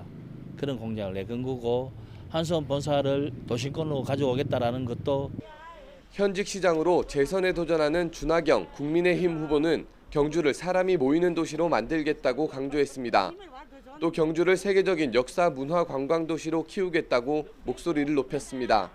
신라 환경 핵심 유적 보건 정비 사업을 보다 이제 본격적으로 추진을 해서 혁신 원자력 연구 단지를 지금 짓고 있습니다. 이걸 조기에 마무리해서 우리 새로운 경주 발전의 성장 동력을 포항과 경주 모두 국민의힘 현직 시장에 민주당 후보가 도전장을 내민 선거 판세. 보수 정당이 강세를 보여온 두 지역에서 민주당 후보가 얼마나 선전할지 관심입니다. YTN 이윤재입니다. 네, 제주 제2공항 건설 문제는 지역 주민 사이에 찬반이 엇갈리는 지역 최대 현안입니다. 제주지사에 출마한 후보 4명은 제2공항을 놓고 저마다의 해법을 내놓고 있습니다. 고재영 기자가 보도합니다. 제주 제2공항 건설 사업은 제주공항 포화와 안전성 문제로 시작됐습니다. 서귀포시 성산읍 일대 545만여 제곱미터에 총 사업비 5조 원을 들여 활주로 1개와 여객터미널 등을 짓는 사업입니다. 지난 2015년 사업 추진 발표 이후 찬성 측은 지역균형 발전과 경제에 도움이 된다며 건설을 주장하고 있고 반대 측은 환경 파괴와 난개발이 심해진다며 맞서고 있습니다. 도지사 선거에 나선 후보들도 제2공항을 놓고 찬성과 반대 등 저마다의 해법을 내놓고 있습니다. 더불어민주당 오영훈 후보는 제주공항 포화와 안전성 문제는 동의하면서도 제2공항 건설 문제는 도민 뜻에 따라 결정하겠다고 강조했습니다. 현재의 공항시설은 부족합니다. 공항시설 확충 기본적으로 필요하다고 생각합니다. 도민에게 이익이 되는 방향으로 결정될 수 있도록 최선을 다해 노력하겠습니다. 반면 국민의힘 허양진 후보는 제2공항 건설은 대통령 공약이라며 빨리 추진될 수 있도록 여당 후보에 힘을 실어달라고 호소했습니다. 당론도 그렇고요. 윤 대통령 공약이기도 하고요. 제 공약이기도 합니다. 차질 없이 조속히 추진될 수 있도록 노력하겠습니다. 녹색당 부순정 후보는 제주도는 관광객 수용 능력이 포화 상태에 이르렀다며 제2공항에 반대하는 주민들의 뜻을 모아 백지화하겠다고 주장했습니다.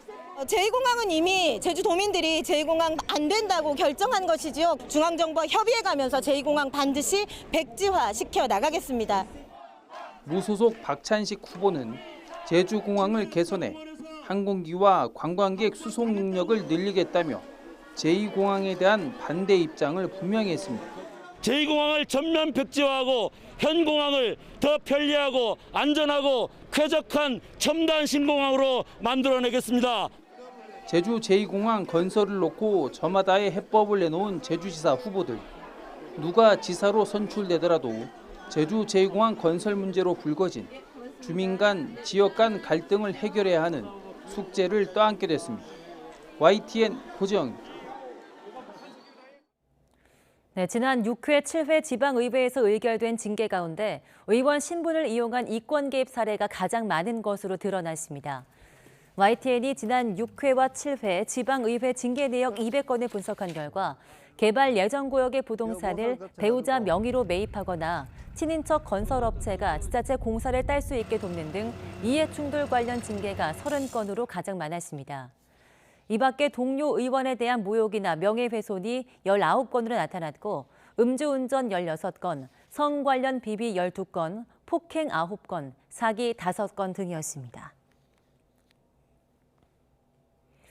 네, 산업부 블랙리스트 사건을 수사하는 검찰이 지난주 추가 압수수색한 산업부 산하기관 6곳은 기존 고발이 없었던 곳입니다.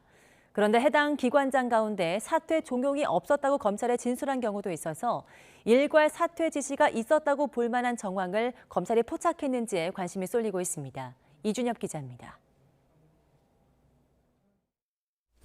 이른바 산업부 블랙리스트 사건을 수사하고 있는 서울 동부지방검찰청은 지난주 백 전 장관 집 사무실과 함께 산업부 산하기관 6곳에 대해 대대적인 압수수색을 벌였습니다. 오늘 어떤 거 위주로 압수하셨어요? 특이한 건 이 6곳 기관장이 임기를 못 마치고 교체됐긴 하지만 여태 고발이 전혀 없었던 곳이라는 겁니다. YTN 취재진이 이곳들의 당시 기관장을 직접 접촉해봤습니다. 그런데 사퇴 종용이 있었다며 강하게 호소한 인물도 있었지만 공기업 사장이 멀쩡히 자기 임기가 2년 남아있는데 그냥 관두는 사장이 어디 있어요? 그냥 사퇴 내라 해서 낸 거고 그냥 뭐 굳이 뭐 이유가 없는 거예요. 검찰에 아예 사퇴 종용은 없었다고 정반대 진술을 했다는 인물도 있었습니다. 사퇴 종용 자체가 없었다는 본인 진술에도 불구하고 검찰이 영장을 발부받아 강제 수사에 나섰다는 겁니다. 현재 서울 동부지검에 고발된 혐의인 직권남용죄가 성립하려면 공무원이 직권을 남용해 상대가 의무 없는 일을 하도록 하거나 권리 행사를 방해해야 합니다. 따라서 검찰의 강제 수사는 사퇴 종용과 관련된 구체적인 혐의점이 있어야만 가능한 겁니다. 검찰은 압수수색 당일 시스템을 들여다보고 있다고 언급하기도 했습니다. 정황이 있어서 압수수색을 나간 것이라면서도 아직 확인하는 단계라며 자세한 말은 아꼈습니다. 검찰은 핵심 피의자 김모 국장과 당시 공공기관 인사 담당이었던 김모 전 서기관을 각각 3차례 이상 불러 조사하는 등 실무 라인의 수사력을 집중하면서 백운규 전 장관 소환을 대비하는 모양새입니다. 검찰은 오는 9월쯤까지 사건 마무리를 목표로 수사에 박차를 가하는 것으로 전해졌습니다. YTN 이준엽입니다.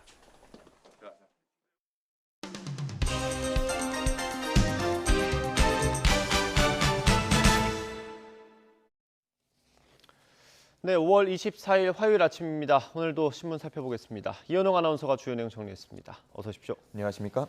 네, 오늘 첫 번째 소식 보겠습니다. 네, 정호영 보건복지부 장관 후보자 어제 밤에 사퇴를 했습니다. 신문들 어떻게 다루고 있어요? 네, 먼저 서울신문 위쪽에 나와 있는데요. 서울신문에서 말한 것처럼 정말 한밤의 사퇴였습니다. 지명된 지 43일 만에 물러나게 됐고요. 어제 입장문이 나온 게 오후 9시 반쯤이었습니다. 정 후보자는 이 입장을 통해서 국민 눈높이에 부족했고 송구하다라고 밝혔지만 모든 의혹은 허위였다는 기존 주장을 반복했습니다.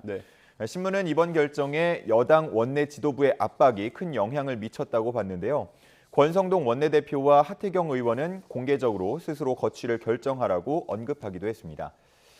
중앙일보 기사를 보면요. 윤석열 대통령, 원래 정호영 후보자를 임명하려고 했던 분위기가 있다고 했습니다. 하지만 대통령실 참모와 여당의 설득에 결국 생각을 바꿨다고 하는데요. 윤 대통령이 결국은 자진 사퇴를 기다렸다는 해석까지 나왔습니다.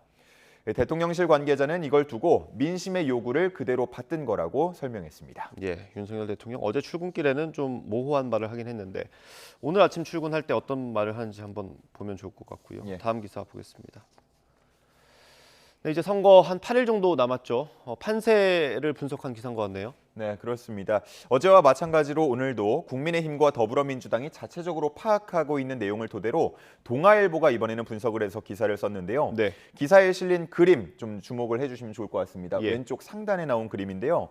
4년 전 지방선거 때와 현재 판세를 비교한 그림이라고 볼 수 있겠습니다. 4년 전에 보면 왼쪽에 작은 그림으로 표시가 돼 있죠. 17개 광역자치단체장 중 민주당이 14곳을 휩쓰는 모습이었는데 이번에는 국민의힘과 민주당 모두 한쪽으로 쏠리는 현상은 없을 것으로 전망을 하고 있었습니다. 색만 보더라도 확연하게 나타나죠. 영남을 제외하고 파랗게 물들었던 2018년 때와는 달리 이번에는 좌우 파란색, 빨간색 다소 나눠지는 모습을 보이고 있고요. 경기와 충남, 세종, 대전 등은 경합을 나타내는 흰색으로 표시가 되고 있습니다. 국민의힘은 윤석열 정부에 힘을 실어달라는 전략을 중심으로 서력하겠다라는 각오를 다지고 있다고 했고요. 민주당은 어제 노무현 전 대통령 추도식을 계기로 지지층 총결집에 나서면서 견제와 균형을 강조하고 있습니다. 이제 선거가 말씀하신 대로 8일 앞으로 다가왔고요. 사전투표까지 따지면 정말 며칠 남지 않았다고 볼 수가 있겠는데 네. 결과를 주목해 주시면 좋겠습니다. 예, 다음 기사 보겠습니다. 네, 윤석열 대통령 취임 이후 처음으로 CNN과 인터뷰를 했습니다. 북한 관련 소식이 눈에 띄더라고요. 네, 그렇습니다. 조선일보에 실린 기사인데요. 제목을 보시면 북한 달래는 시대는 끝났다 이렇게 써 있습니다. CNN이 뽑은 인터뷰 제목을 조선일보도 그대로 옮겨온 건데 이 대통령실에 따르면 지나치게 유화적인 정책은 실패했다라고 인터뷰한 것을 CNN이 저렇게 제목으로 뽑았다고 합니다. 예. 구체적인 내용을 조금 더 살펴보면요. 윤 대통령, 북한과 대화를 위한 대화를 반복할 생각이 없음을 분명히 했다고 했고요. 또 이번 정부는 이전 정부와는 분명히 다르다면서 강력하고 단호하게 대처해서 북한의 도발을 막을 것이다라고 얘기했다고 합니다. 또 이제 대화의 공은 김정은 위원장에게 넘어갔다면서 새로운 대화를 시작하는 건 김 위원장에게 달렸다라는 내용도 있었고요. 북한을 망하게 하려는 게 아니라 한반도의 공동 번영을 이루길 원한다는 말도 했다고 합니다. 확실히 이전 정부 때와는 분위기가 달라지는 것을 느낄 수가 있겠는데요. 앞으로 북한과 관계 설정이 어떻게 될지 또 북한의 반응은 어떻게 나올지 지켜봐야겠습니다. 예, 북한이 사실 정상회담 기간에 도발할 수 있다는 관측이 많았는데 아직까지는 조용합니다. 예. 네, 다음 기사 보겠습니다. 어제 저희가 방송으로 이 소식 많이 전해드렸는데 신문들은 이제 오늘 일제히 많이 보도했습니다. 네, 손흥민 선수 좋은 소식 많이 실렸죠? 네, 조선일보 기사를 한번 보여드리겠는데요. 2면에 걸쳐서 기사를 썼습니다.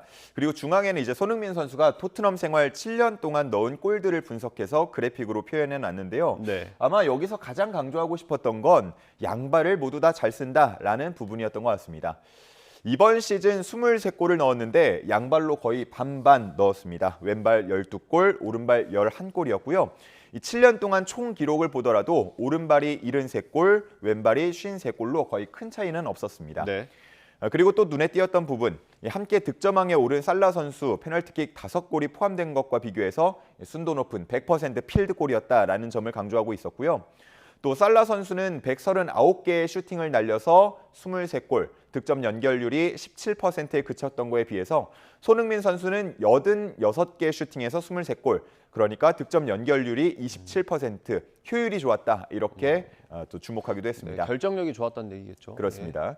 이러는 사이에 손흥민 선수의 몸값은 데뷔 12년 만에 20배가 뛰었고요. 지금 이적료는 1,000억 원이 넘는 것으로 평가를 받고 있습니다. 네.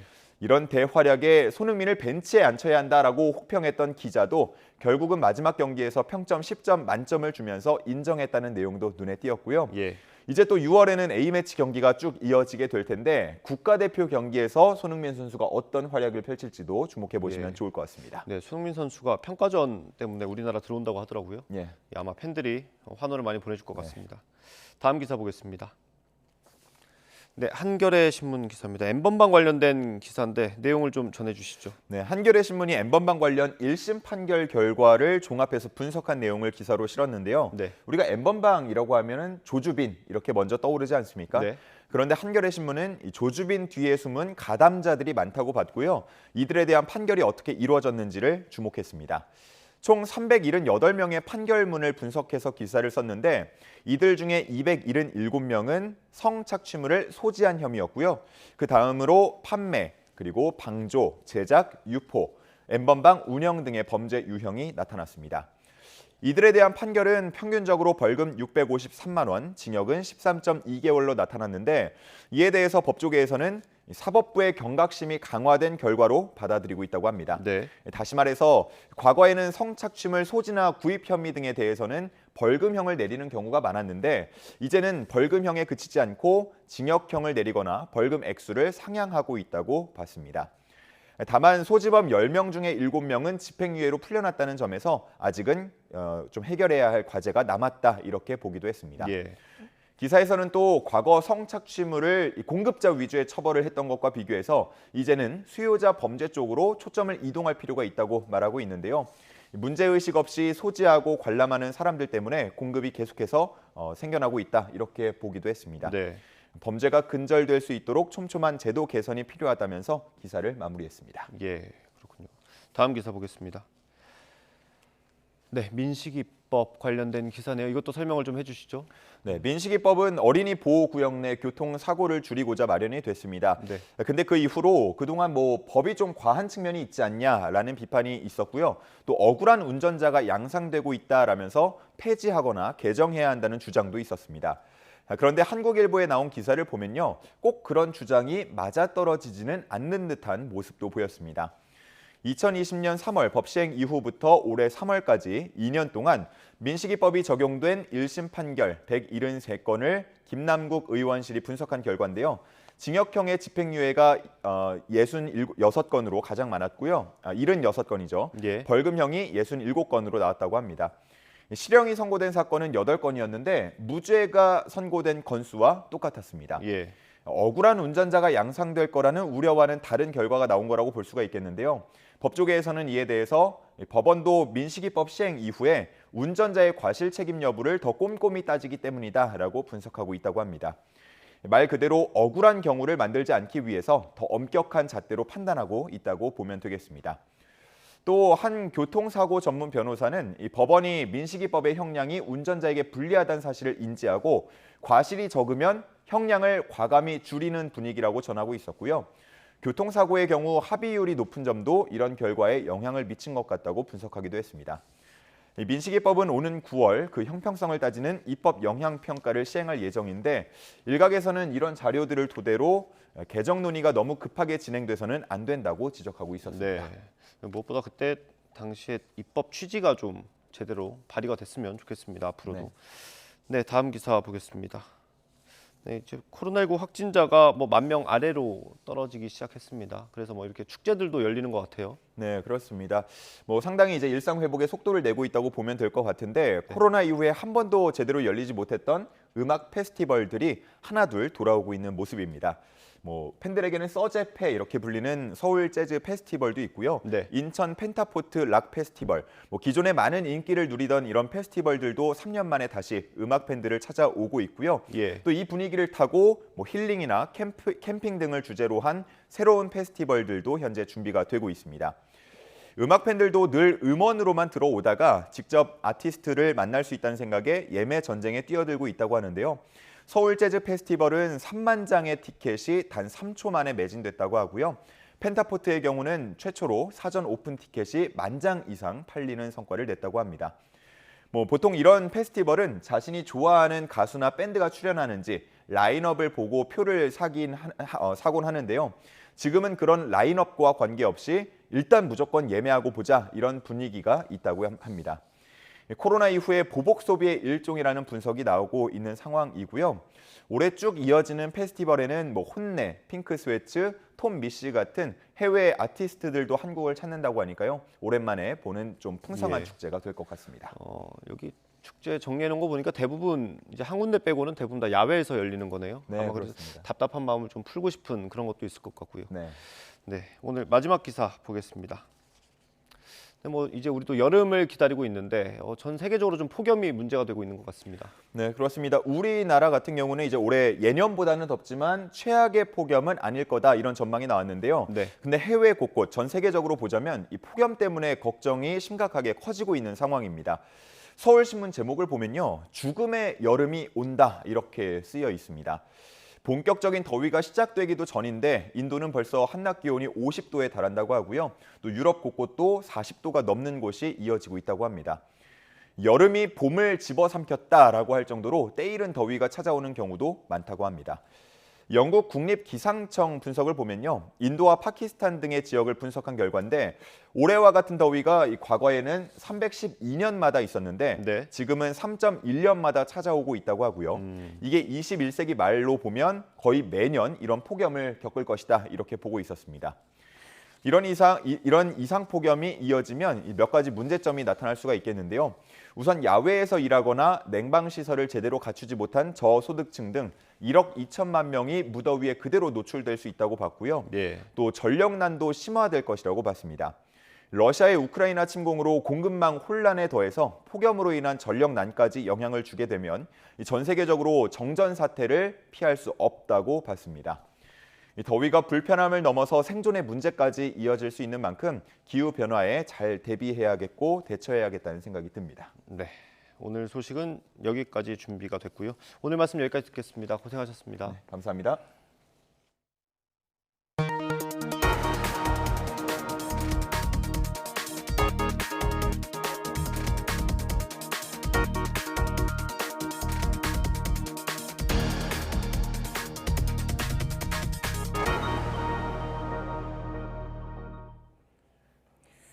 미국과 유럽 등 세계 각국으로 퍼지고 있는 원숭이 두창은 코로나19처럼 호흡기 전파도 가능하지만 전파력은 크지 않습니다.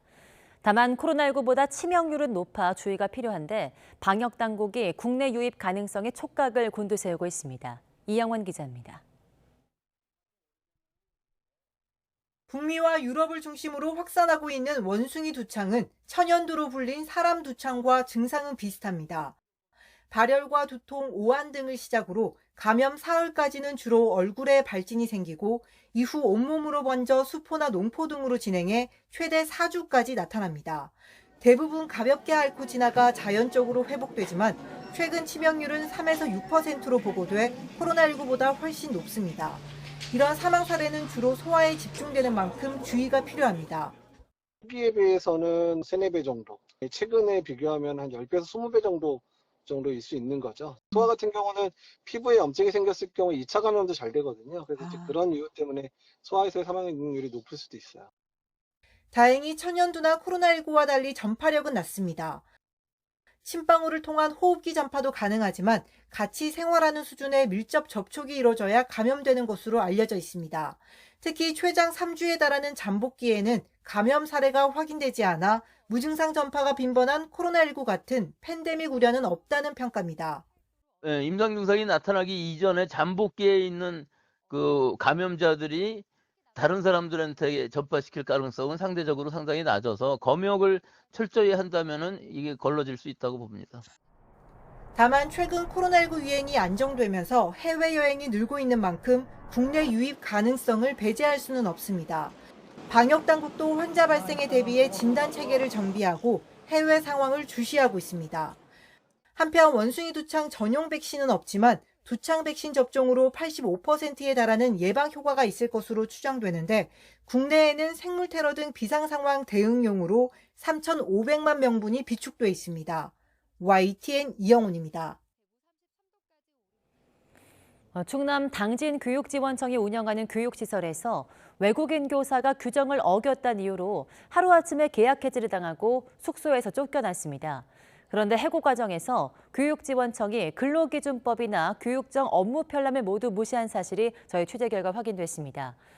교육지원청은 뒤늦게 절차가 부당했다고 인정하고 해당 교사의 복직 절차를 밟고 있습니다. 양동은 기자가 단독 보도합니다. 충남 당진교육지원청이 운영하는 외국어 교육시설입니다. 여기서 일했던 캐나다인 교사 A씨는 지난 4일 계약 해지 통보를 받았습니다.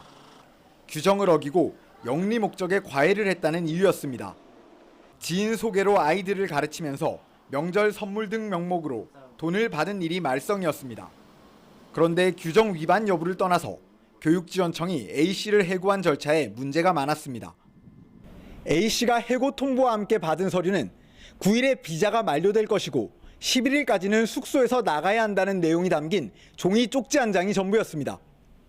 근로자를 해고하려면 해고 사유와 시기를 서면으로 통지해야 한다는 근로기준법 조항을 위반한 겁니다. 원어민 교사의 계약을 해지할 때는 해당 원어민과 함께 출입국 사무소를 방문해 비자 만료 일자를 조정해야 한다는 충남교육청 업무 편람 내용도 어겼습니다. 해고 이후 A씨 측은 국민신문고를 통해 민원을 제기하고 관련 서류를 요청했는데 교육지원청은 해고가 부당하지 않았다는 답변서를 보냈을 뿐 서류는 주지 않았습니다. 알고 보니 명백한 부당해고라 계약 해지 절차를 마무리하지 못해 A씨가 여전히 직원 신분으로 남아있었고 당연히 관련 서류도 없었습니다. 애초에 부당해고임을 알면서도 해고가 부당하지 않았다고 답변한 겁니다. A씨는 조사 과정에서도 부당한 대우를 받았다고 주장했습니다. 영어가 서툰 한국인 직원에게 통역 없이 조사를 받는 바람에 받은 금액 같은 기본적인 내용조차 잘못 전달됐다고 말했습니다. I asked if my friend could come with me to help explain the situation. The Korean administrator, she said no. I will help you if you need translation. 교육지원청은 YTN이 취재를 시작하자 뒤늦게 부당 해고 사실을 인정하고 A씨가 복직하는 거로 협의를 마쳤다고 밝혔습니다. A씨 측은 아직 복직 협의가 끝나지 않았지만 공적기관인 교육지원청에서조차 외국인 노동자를 부당한 절차로 해고하는 행태가 안타깝다고 말했습니다. The best thing about working for the education, the public school system is that you are protected. But I don't feel protected. I feel very vulnerable. YTN 양동훈입니다. 네, 95세 현역 MC인 송혜 씨가 TV 음악 프로그램 최고령 진행자로 기네스 세계 기록에 등재됐습니다. KBS는 전국 노래자랑 MC로 활약해온 송혜 씨가 최고령 TV 음악 경연 프로그램 진행자로 기네스 세계 기록에 등재됐다고 밝혔습니다. 송혜 씨는 1927년생으로 전국 노래자랑은 1988년부터 34년간 진행을 맡고 있습니다. 오늘도 어제만큼 기온이 오르면서 한여름 더위가 이어지겠습니다. 현재 서울 기온은 16.8도로 어제보다 조금 낮지만 한낮에는 30도까지 오르면서 어제만큼 덥겠습니다. 특히 남부지방은 열기가 쌓이면서 경북 경산의 낮 기온이 34도로 어제보다 더 높겠고요. 또다시 올 들어 가장 높은 기온을 기록하는 곳도 있겠습니다. 여기에 강한 볕이 내리쬐면서 오늘 낮 동안 전국적으로 자외선 지수가 높게 지속했습니다. 높은 기온과 자외선이 더해지면서 오존 농도도 짙어지겠는데요. 외출하실 때에는 자외선 차단제 꼼꼼하게 발라주시고요. 오존 생성이 활발한 차도에서 떨어져 이동하는 것이 좋겠습니다. 현재 기온 살펴보면 서울은 16.8도, 대전 15.3도 등 어제보다 조금 낮은 기온을 보이고 있습니다.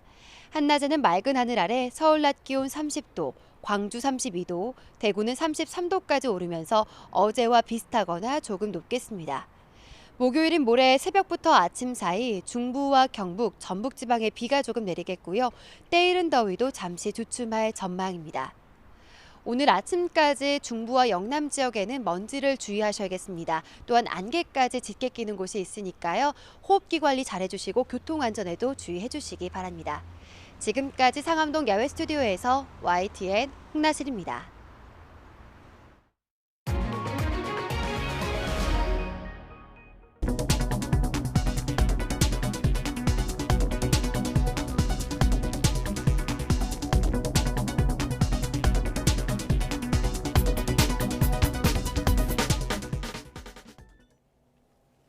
네, 이상으로 굿모닝 YTN 마치겠습니다. 잠시 후 YTN 24가 이어집니다. 시청해주신 여러분 고맙습니다.